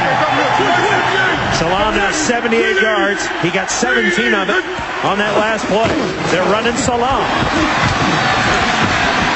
How much does this wear on the Orlando defense to be pounded like this? Well, Orlando's defense on their front 7, they're kind of light anyway. And the Memphis Maniac offensive line, I mean, they're overloaded with weight up there. And so as the longer the game goes on, they're going to continue to grind and drive this ball out here. All right, here we go. Eye right. Take guy right, pitch left. On 1. Ready, Brick. Ready for black. You got Harry Boatswain, which they've been running behind all day. 330 pounds, and I think that's forgiven. That's all we ate for lunch. Pitch the ball out to Salam. He's got a break. He jumps into the end zone. Touchdown. That's a touchdown. The ball came loose later. I'm telling you, if I'm Kippy Brown, I'm sewing his fingers together and I'm putting the net on him. I'm doing everything I can because that ball squirts out too much with Rashawn. You got a flag on the play. And we may have the preliminary indication is holding. Beautifully executed, Boz. Definitely into the end zone. Holding offense number 77. PR penalty from the previous spot before the green play. Second down. Discipline, Boz. It's discipline, man. They're committing suicide out there. They get a great drive all the way down the field. They get a great score to get this crowd back in the game. And then they do something stupid like that inside the line when the play's going outside. It doesn't make any sense. Back strong. Mike Sheldon was the guilty party, number 77. The ball spotted back at the 16 now, so it's a 2nd and 16. Mike Sheldon's man's not even going to make that play. 590. 590. Struck too high. Kevin Prentice back in. Too tall. Third down coming up. And Prentice looks to be running freely. Memphis last 4 possessions, 7 plays, 14 plays, 8 plays, 10 plays. So they've been driving the ball down the field, Bob. They're getting the plays, they're getting the plays down the field. They're making the big plays when they need to. They're converting on third down. They got a big third down right here. All right, here you go. Kick it on the gun. They can't. Right, 580 smash. Don't get a sack. Can't get a sack. Flip right gun zip. Deep face right, 580 smash, halfback guard. I'm on, ready, break. Now it's technically a 3rd and goal here from the 16. It's a 580 smash. Going to try to get the ball to Rashawn and see if they can't get one-on-one coverage here and put a little bit of move, a little dancing. Salam is out in the pattern. There he is. Druckenmiller waiting, throws incomplete. Salam trying to turn around and get it. He could not. You know what Sean needed to do there is Sean needed to stop and come back. He was trying to read Jim, and Jim was trying to let the play develop, but Rashawn continued to run. He needs to stop and find that open space inside there. So a big kick here for Kippy Brown's I'll get you in, man. Man, Jeff Hall. Number 7, Jeff Hall is on. I mean, he's gold inside the 35, and that's exactly where this one's coming from. 34-yarder.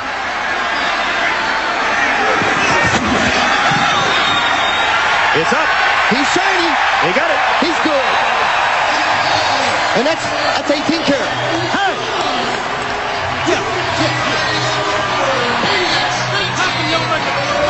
2:15 to play, 3rd quarter. Maniax regain the lead, 19-18.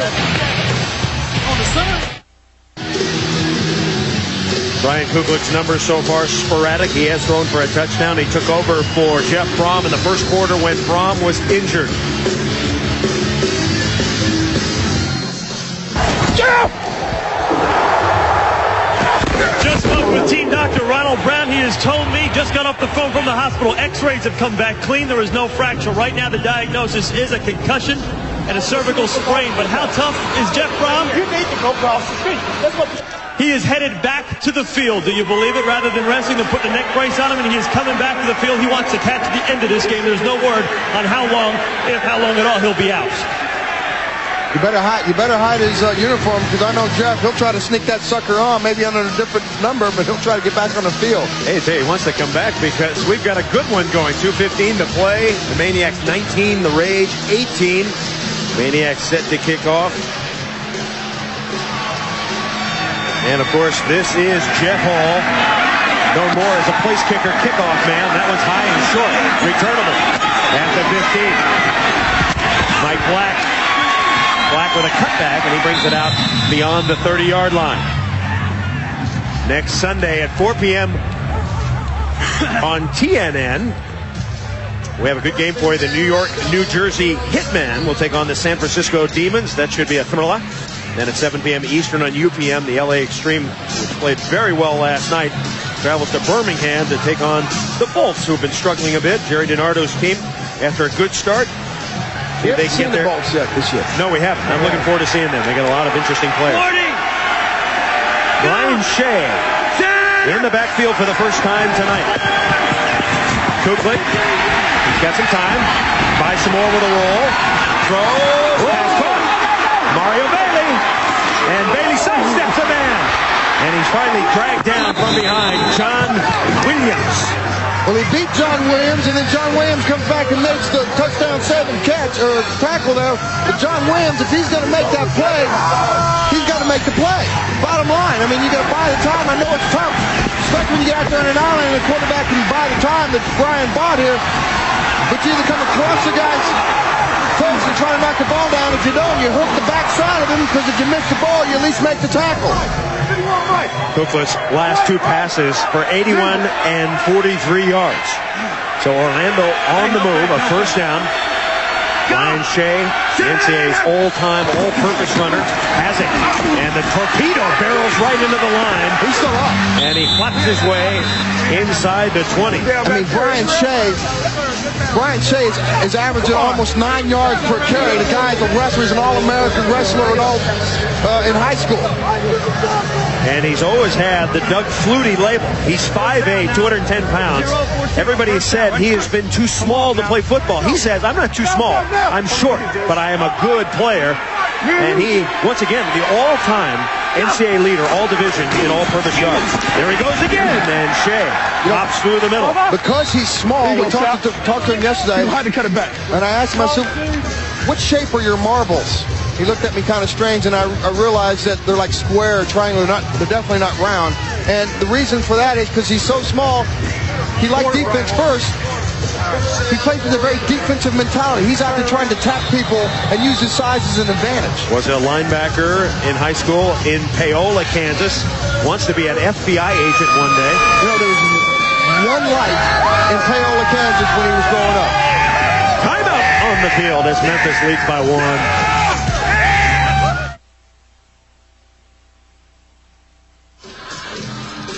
Memphis leading here at the start of the fourth quarter, 19-18. Back in that rage zone again where they've been so successful all season. They've had one mishap in the rage zone, and it was a fumble last week by Michael Black. And that's one of the reasons why Michael Black's not in there. You got Brian Shea, who's another weapon that they use. Orlando already with 240 yards passing. They average 160 on the year. Fakes to Brian Shea. Here comes Bailey. And Bailey skips out of a tackle before he's dragged to the turf. Dante Carver did a great job. By Kevin Cobb, number 25. Big speed on Shante Carver's behalf. I mean, that's a big man moving on a little guy like Mario Bailey. He strung him out enough to where he could get his help to come up and help him out and make the play.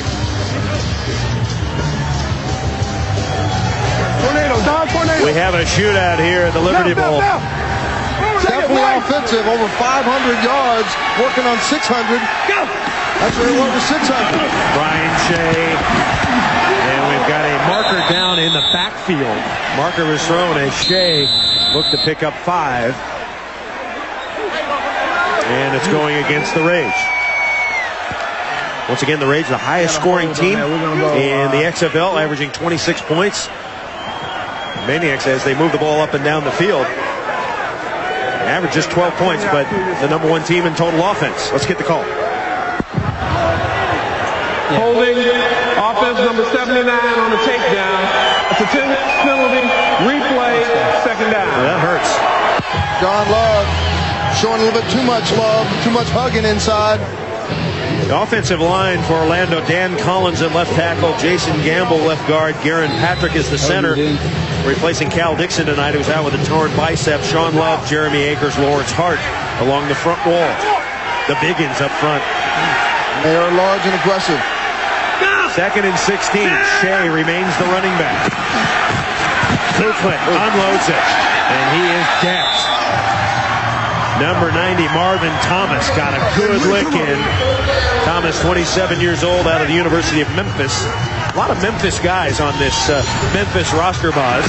By design, that's part of what the XFL is about. They're bringing some of the home players back in front of their home crowd and let their families enjoy watching them play football right here in America. A lot of territorial picks from this area. 950 choice on 1. Ryan Cooklet, the former Wake Forest star. He was a high school baseball player drafted by the Mets in the first round, so he's got some athletic ability. 3rd and 16. Cooklet guns it incomplete. He got a little low. That was low. Kevin Swain was there, but he couldn't pick it off the grass. One of the few times when they get down inside the rate zone where they self-destruct themselves, they're going to come away with an attempt at a field goal here. They've only had 1 field goal inside the rate zone. Jay Taylor was perfect before that last miss. So Jay Taylor, who came in 4 for 4. You know, when you make them, the goalposts look a lot closer. When you miss them, they look a lot farther away. And right now, that thing looks like it's about 60 yards away. He missed from 42. This is a 39-yard attempt. He rims it, and it's good. Now they're close again. So once again, a lead change as Orlando goes back on top. That is our 5th lead change tonight here in the Liberty Bowl. We're going to have more for you. 4th quarter. The Maniacs and the Rage. You're watching XFL on UPN. So far, lots of scoring for us tonight, boss. Orlando striking last. Well, we knew it was going to be a shootout. The number 1 offense versus the number 2 offense. something has to give, and at least there's a lot of scoring, a lot of big plays. 21-19, the Rage trying to stay undefeated. The Maniacs trying to win their first game at home this year. Kevin Cobb. And Cobb makes his way out to the 23. Next Saturday, our primetime game on NBC, the Las Vegas Outlaws at the Orlando Rage. The start time is 8 p.m. Eastern. And I really like Jim Ross, Jesse Ventura, and Mike Adamle as a team, the threesome. Adamle has brought a little spice to the booth. You like that? You know what? You got Mike Adamle who comes in, and he knows football, and he's very, very good. And Mike knows what's going on inside the minds of a football player. Mike's 58. Stop. Middle. Stop. Sit. So the Maniacs. Say blue 80. First down from their 24. They'll run Rashaan Salam. Salam breaks to the outside before he's dragged down at the 26. And it's really important for them to continue. And Salam and Malvo getting into it a little bit. In his 2 wins, 276 yards, 3 touchdowns. The 2 losses, 124 yards, no touches. Tonight it's still up for grabs. Still up in the air. He's got to get another 19 yards before that graphic becomes false. Mike's 58. Say blue 40. The 2nd and 8. Blue 40. Druckenmiller. Little swing pass to Jim Kitts. His 2nd reception. It's a short game. Stephen Fisher. The minister coming up and making the hit. Stephen Fisher says, the Bible says, be fishers of men. Well, Stephen Fisher feels that he's been very successful at doing just that. Before he was saved on February 2nd, 1998, Stephen was what he called a wild child. Almost killed a couple of times for being in the wrong place at the wrong time with the wrong people. Now he saves his teammates by the word of the Lord. 3rd and 6. Druckenmiller throws incomplete right through the hands of Mark Thomas. What you're finding now, what you're seeing is the defensive line of Orlando is doing some tricky stuff up front. Some twists, some stunts, some slants, and they're trying to get a little extra pressure on Jim Druckenmiller. And on that particular series, they were very successful in doing just that. Druckenmiller's cooled off a bit. James Burgess was in Druck's face. So pressure now on Jim Druckenmiller to come through. He'll have to wait. It's a 4th and 6. The Maniacs will kick it away. Skinny Culver is deep. Skinny hovering. Skinny's got it. And Skinny dives to the 40. 10:50 to play in the game. The undefeated Orlando Rage hanging on to a 2-point lead. You need to go in because you don't have. Stephen Fisher, number 35 for Orlando, an outstanding football player. He is also a man who believes in the Word of God. He regularly holds Bible study classes with his teammates. A couple of weeks ago, after a slow start, the ball miraculously found his way into his hands for 2 interceptions. He credits divine intervention. Every good gift and every perfect gift cometh down from heaven from the Father of lights, in whom there's no variation or shadow of turning. I believe that the Lord is with the Orlando Rage, and I thank him and I praise him for being with us thus far, and I know that he'll be with us even after today. So Stephen Fisher waiting for his opportunity. Will destiny shine on him again tonight? The Rage undefeated, the only undefeated team in the XFL. The Rage will set up with Derek Clark. He gets the ball, breaks off the right side, and he is dragging men, dragging crazy Maniacs with him to the 49. The Rage with only 79 yards rushing tonight, Bob. Do you think they should concentrate more on their ground game?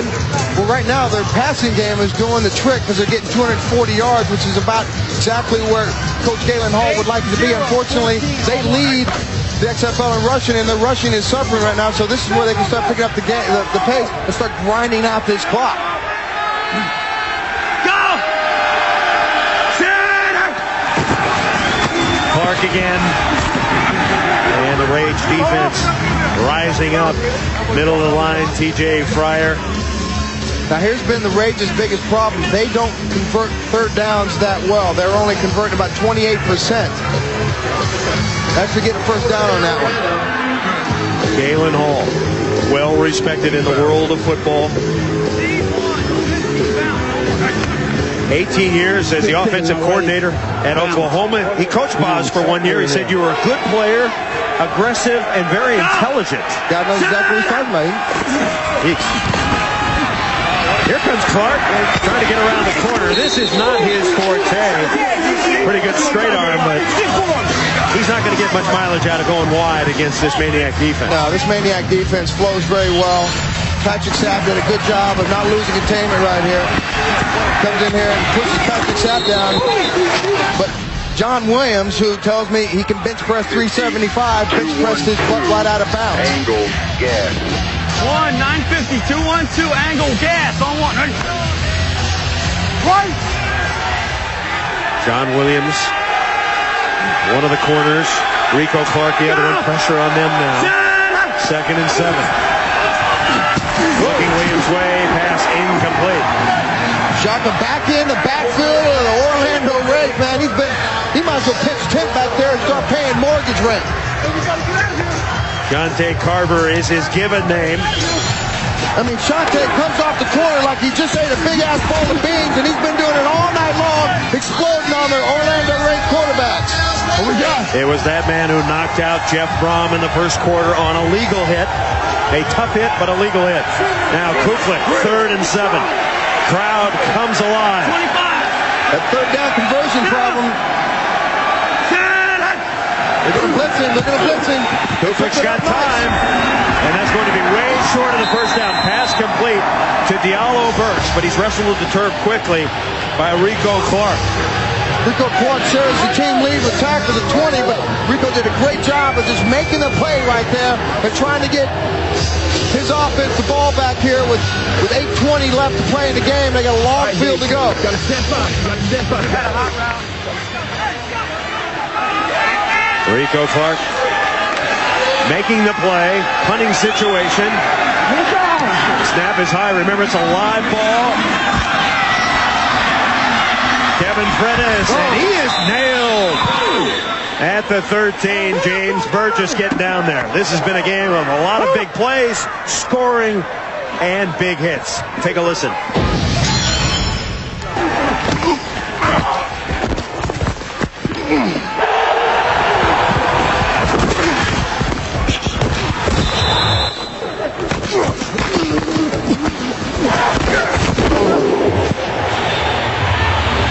That's why here in the XFL we care to give only the very best. Rest in peace. So now, what can Jim Druckenmiller do? He's going to hand the ball to Salam. He's trying to work his way. He's got no place to go. Still, he gets a couple. Someone barking down there. It might be Alexander. That's James Burgess. He's got that Miami of Florida. He ain't got nothing, and he ain't going to get nothing as long as James Burgess. Respect. It's funny, that's exactly what Rashawn said last week about the LA defense. He didn't respect them. I guarantee right now, James Burgess is going to make him respect this Orlando defense. The Rage's leading tackler. 58. 33. 80. 2nd and 9, he got a yard. Fake the Salam. Druckenmiller throws a roll, caught by Prentice, first down. Great catch by Kevin Prentice. The layout on that one a little bit, but there's a great throw also by Jim Druckenmiller under a little bit of pressure. Comes back in a 5-step drop. Looks at his one receiver that's open for a 12-yard reception there by Kevin Prentice. Prentice averaged 18 yards per touch when he was at Mississippi State, so he's a dangerous guy, can break away at any time. There is KP, 5'7". A bundle of energy. Rig it, swap. 11. Druckenmiller again. Short drop, short pass, good catch, tackled immediately. Darryl Hobbs, the former Raider, knocked down by Corey Gilliard. Druckenmiller now 15 of 28 for 176 yards. Ricky Bell has given such a big cushion over there that Druckenmiller's taking advantage of that with these little quick stops. As long as they continue to give that kind of cushion, he'll be able to move the ball down the field in chunks of 8, 6, 9, 10, 15 yards. 6 minutes to play. 21-19 Rage leads. Rashaan Salam. And Salam up to the 39. So the Maniacs starting to move. Rashaan Salam getting closer and closer to that 100-yard mark. Rashawn's got so much power. I mean, he'll flat run your ass over if you give him a chance. He'll also run away from you if you give him a seam. So you really got to play every play. Averaging just over 4.5 yards. Strong. Maniax trying to mix it up, boss. Be unpredictable. Watch the blitz. Win. Sit. Green 80. Green 80. On first down. Druckenmiller throws, pass caught. Kevin Prentice. Around the corner he goes. Boy, Prentice is quick. He is fast. And again, you got that little cushion right there, 5 yards outside the line of scrimmage that Jim is trying to pick on. It's being successful, and it's allowing him to move the ball down the field. KP gets 12 yards. He's caught about 3 or 4 of these balls today, these little quick drags. James Burgess tried to get a shot on him, wasn't getting enough. Of course, a lot of zone defense for Orlando. They're giving him the underneath routes. Well, they're scared of the talent of these Maniac receivers because they're quick, fast, and they can get away from you in a hurry. Another first down. Rashawn Salam, and Salam near the 45. So the Maniacs with the clock running at 4:50. Trying to get into field goal range. Glenn Roundtree moving Ben Huff back over there. I tell you what, Rashawn Salam didn't even get hit until he's about 3-4 yards past the line of scrimmage there. Bernard Williams, Glenn Roundtree, Mike Sheldon, Doc Holliday not available today. Jesse James at right guard. Barry Boatswain, Louis 51. the O-line. Bernard Williams is an interesting guy because he's 6'9", 250, and he's still making the job look easy. Rage blitz. It's picked up for a moment. There goes Druckenmiller, and down he goes. Andre Purvis had the pressure, Buzz. Looks like they had everybody coming but the kitchen sink, and James Burgess comes in and cleans it up. But Andre Purvis does a good job of coming up the middle and flushing Jim Druckenmiller out of the pocket. Lost 3. So a 3rd and 11 as we go into the 4-minute mark. Purvis is out. Passing situation. Come on. White 56. 3 wides for Memphis. Set white 90. Maybe the biggest play of the game right now for Jim Druckenmiller. Dumps it over the middle, incomplete. 2 receivers were there. Thomas was there. Rashawn Salam was there. Too many receivers in the same spot. I think you got to go ahead and punt this ball, try to work it down, or use your offense, or use your defense to try to get the ball back in some pretty good field position. You got plenty of time. All your timeouts are left. Maniacs. What got us in the problem? We ran. What was the first play? So Hall to kick it away. Low snap. He could use a really high punt here. It's a live ball after 25 yards. Good kick. Great kick. Skinny is back. They got to trap Skinny, and they do. They did a good job right there. It's exactly what they wanted to do. Now they got to pin him back here in a 3-and-out situation, get this ball back ASAP, give Jim Druckenmiller a chance to move the ball back down and at least get a field goal and win this game. Kevin Cobb making the big special teams play. Kevin Cobb's been everywhere tonight. The pressure now on the offense of the Orlando Rage. Funny, I think the pressure's on the Maniac defense. They got to come up with some big stops here. They got to keep them pinned back there. We're at the Liberty Bowl. Primetime football on UPN.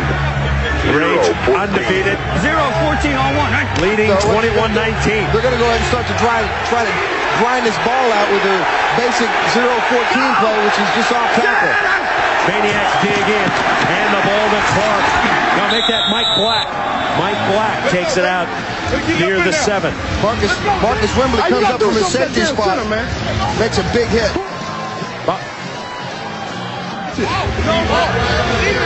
How long do you let it run before you start calling your 3 timeouts, boss? Oh, you got plenty of time right now. Okay. I think you go ahead, maybe after this play right here, they got a 2-minute warning. I think you call a timeout before the 2-minute warning. If you can stop them, hold them to a 3rd down and long here. 2nd and 7. Brian Cookland. Once again, Black. And Black takes it out. That's going to be about a yard short of the first down. Too many yards. Marcus Wembley makes a stop again. 2:08, 2:07 clock counting down. It's going to be a 3rd and 1. So they're going to let it run to the 2-minute warning. And we're going to take a quick break. We're coming back. The Rage leading 21-19.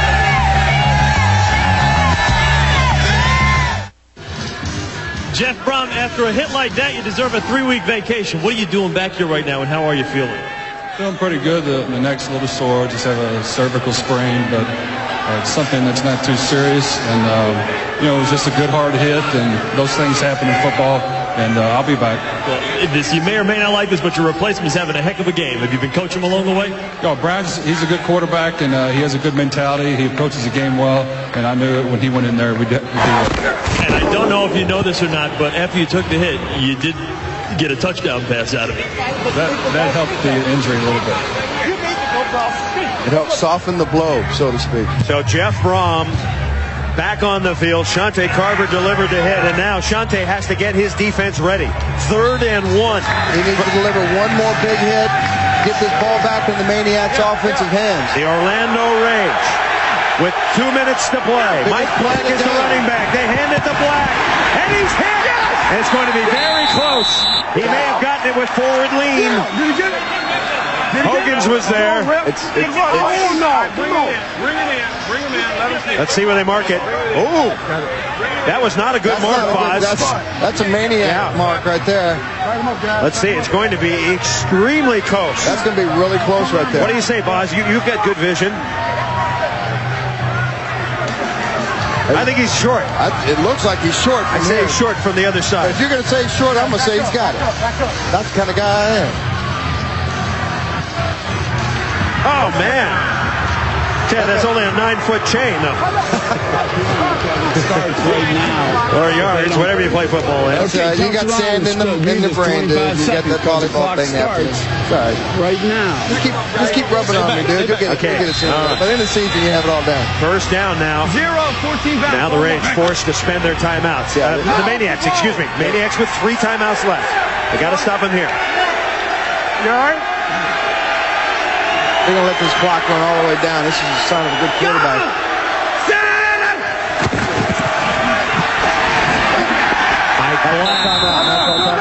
Gotta take it. Tremont Lawless comes in and makes a big hit there, but Tremont had a great game last week, and that's one of the reasons he's starting in place of Marvin Thomas this week. All right. Get him down there, Rich. Big truck down there. Don't forget, next Saturday, prime time, the Las Vegas Outlaws, the best defense in the XFL, the Orlando Rage, the best offense in the XFL. Don't forget the cheerleaders. Don't forget the cheerleaders. In the, thank you, Brian Bosworth. Yeah. In the locker room. Cheerleaders will be in the locker room. There you go. Yeah, but they're going to be, the hook is, they're not going to be in the locker room. They're going to be naked in the locker room, right? That I don't know. I don't know about that. You know what? I'm glad I'm not going to be there for that because I don't need it. No one wants to go into the locker room if they're not doing something. I just want to watch it. Watch it on TV.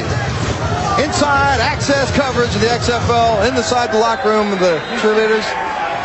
Galen Hall. It had to be the 5 on the tight end because Hogan stayed 0-14 on 1, right? Coming back with that same off tackle, off the guard play. Lots of offense in the XFL tonight on UPN. Derek Clark is back in the backfield. 2nd and 10. And the ball to Clark. He pushes the pile. Dragging a pile. Jumping on top of him was Marcus Wimberly from the University of Miami. And the second timeout used by the Maniacs. Now the Maniacs have one more, Boz. And if they can hold them on this play, they'll get the ball back one last time for Kippy Brown. They're going a 2-minute drill offense where they're going to have to be able to make completions. Big completions, get his offensive line up to the line of scrimmage, down the ball if he has to down it. 35. Hey, they don't make it, I'm out. Hey, unless it's incomplete. Unless it's incomplete. 0-14 on 1, right? Come back to that same off tackle lead. 3rd and 5. Maniacs need a stop. Go! Derek Clark trying to get the first down. No, it's a bootleg! Kuklik running for the first down. And Kuklik gets the first down. What a call! Oh yeah, Jeff Brom likes that a lot. You know what? That's not the play he called in the huddle. I'm wondering if that's something only he and Coach Galen Hall knew about. Galen Hall, the offensive coordinator, is Mike Kelly. Oh, that's a beauty. That really is. You know what? Because there's so many mics on the field and there's so many ears and eyes everywhere. Sometimes you might have to be a little sneaky even with your own players. Tukey with the biggest play right there. Go! Set up! Derek Clark and the Orlando Rage. I mean, you realize the Maniacs have yet to win a home game. This is huge for Orlando. Are you telling me that, or are you telling yourself that? I'm telling the guys out in TV land now. Okay. So what's the significance that they haven't won a home game? They're not quite as focused at home as they are on the road? No, the important thing here is Orlando is now still undefeated, and they get a chance to go in next Saturday and test their offense against the number one defense in the XFL. Snap it with about 12 seconds. That's going to be a hell of a game, man. I'm tuning in for that one. It's a victory. Just do victory. Deuce victory. You're right. Galen Hall.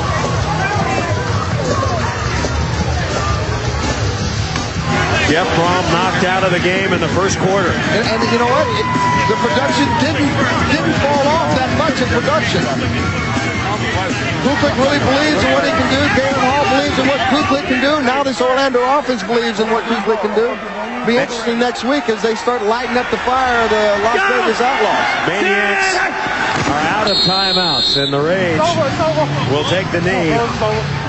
And you can hear the players saying it's over. Start divvying up the cash. That's a $100,000 win on the road. So the Orlando Rage, you got to hand it to them, Oz. They seem to be able to find a way to win. The Kippy Browns team gave it everything they had. Very well, guys. Great job. And the great run. Enjoy it, guys. By the Orlando Rage continues. Set to go to 5-0 in 16 seconds. One more kneel down, and that should do it. Little frustrations getting taken out there. I mean, these games really mean a lot to these guys. These guys, they don't want to be in the XFL. They need to be here in the XFL. They need this money. It makes them feel proud to be able to play football in front of the American people. Allowing us to come into their homes and. You got a hell of a team, guys. Appreciate it. You got a hell of a team. Galen Hall, Kevy Brown. Good job. Right, the winning quarterback, Brian Kuklik, I'll tell you, had back-to-back completions, one for 81 yards, another for 43, but probably no bigger play than that bootleg at the end of the game. Yeah, that was big. We needed one first down, and we could run off the clock, so they told me to keep it, and I did. I just got down after I got the first down. It's tough when your starting quarterback goes down, but you come in and you perform like you've been in that position all season. Yeah, you know, I've practiced like I was a starter, and the guys have confidence in me, so I just had to come out and play. On that 3rd and 5, 0-14 was the call. Was the bootleg, was that a secret between you and Galen, or was that the play call? Yeah, it was the only person in the huddle that knew I was going to keep it was me, and, you know, it worked out, so. Now, Jeff is back on the sideline. He says he's feeling good. Good to see him back. Yeah, it's great. That was a rough hit, and, you know, we weren't sure how it was going to be, but I hope he's all right. You guys are 5-0. You've never had the taste of a paycheck on the short end of the stick. This feels pretty good, huh? It feels great, man. Keep those bonus checks coming. Another star is born tonight in the XFL. Brian Kuklik. No. Coming off the bench for Jeff Brom, Brian Kuklik. He plays well, 8 of 19, 2 touchdowns for 207 yards and a touchdown, and of course the big bootleg. Truck, what happened tonight when you think about the fact that you guys had the lead, you threw for a touchdown pass, ran for a touchdown pass, what happened? Just turnovers and penalties. You know, we didn't execute what we needed to. There were some, big plays, and we did stupid things to hurt ourselves, shoot ourselves in the foot. Why has this team been unable to win at home, but yet win on the road? I wish I had an answer. I don't know. It's something we got to take a hard look at because we're playing well at times, we're just not playing consistent. And also, it looked like you had a chance to put your foot on their throats, and you just didn't do it as a team. You continue to be. It's tough in the second half for you guys. It's not a lack of trying. Maybe it's just a mental state of mind we need to get in. But something. Like I said, we got to go back and look. Thanks, guys. Coach Hall, 5-0. You hate to talk about the perfect season, but you're well on your way. Well, we got 5. We got to try to get 6 next Saturday night against Vegas. It'll be a tough game. This is an extremely tough game. Memphis has a really good football team. I've said all along, everyone's equal in this league, and I think that's what it's going to come down to. You've got the premier matchup versus Vegas next week. They lost to Chicago today. Does that affect your thinking towards preparing? Not at all. They're the top team out there, and they're coming to town, so we've got to get ready to play. Coach, you got a little sneaky with us there on that bootleg at the end. I know we got cameras and microphones everywhere, but you had a little something covert going on there. Well, what happened, they were inside, a very tough defense to run against, and, Brian's a good enough athlete, and he made a great play on it. Can you believe the hit your starting quarterback took in the first half? He got a couple of them, and not happy about that. I mean, they were good in legal shot. The one that knocked him out was Jeff's a tough kid, and he'll be back. Coach Galen Hull and his Orlando Rage, a perfect 5-0. Halfway towards an undefeated regular season, the Rage wins it 21-19. We'll be back. The updated XFL standings in the Eastern Division. Orlando continues undefeated at 5-0. Birmingham, with a loss this weekend, drops to 2-3. New York, New Jersey got a loss, 1-4. Chicago gets its first win of the season, 1-4. In the West, it's a battle. Las Vegas, Los Angeles, San Francisco, all 3-2. Memphis, however, misses a big opportunity. Brian Bosworth.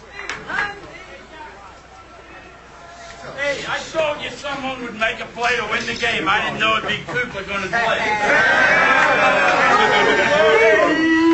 Congratulations, everybody. If you stay like you are, stay together, guys. That's going to be a damn tough ass time for someone to come and beat us. All right? Hey, proud of you.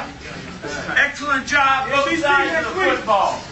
Kicking game, good job. Guys are here 5-0, and you deserve it. Not a team that deserves it better than you guys. Good work, fellas. Good work. Great job, man. Great job. Never say quit. Never say quit. Stuff back to the hotel for you. I think it's early. You got a schedule. I think we leave at 7:15 in the morning. Don't forget, next Saturday on NBC, 8 p.m. Eastern, Las Vegas Hitmen taking on the Orlando Rage, our primetime game on NBC, and then right here on UPN, the LA Extreme will travel to Birmingham. That will be on Sunday. The fifth and final lead change here was Jay Taylor's 39-yard field goal in the fourth quarter. That was the ultimate winner. It was a battle, no question about it. They both came to play. One has to leave a winner, one has to leave a loser. Orlando continues undefeated. We hope you enjoyed it from the Liberty Bowl. For Brian Bosworth, Michael Barkan, and Chris Raggy, I'm Chris Marlowe saying so long from Memphis, Tennessee. Yeah! Orlando continues its roll. Final score, 21-19. Good night. Everybody loves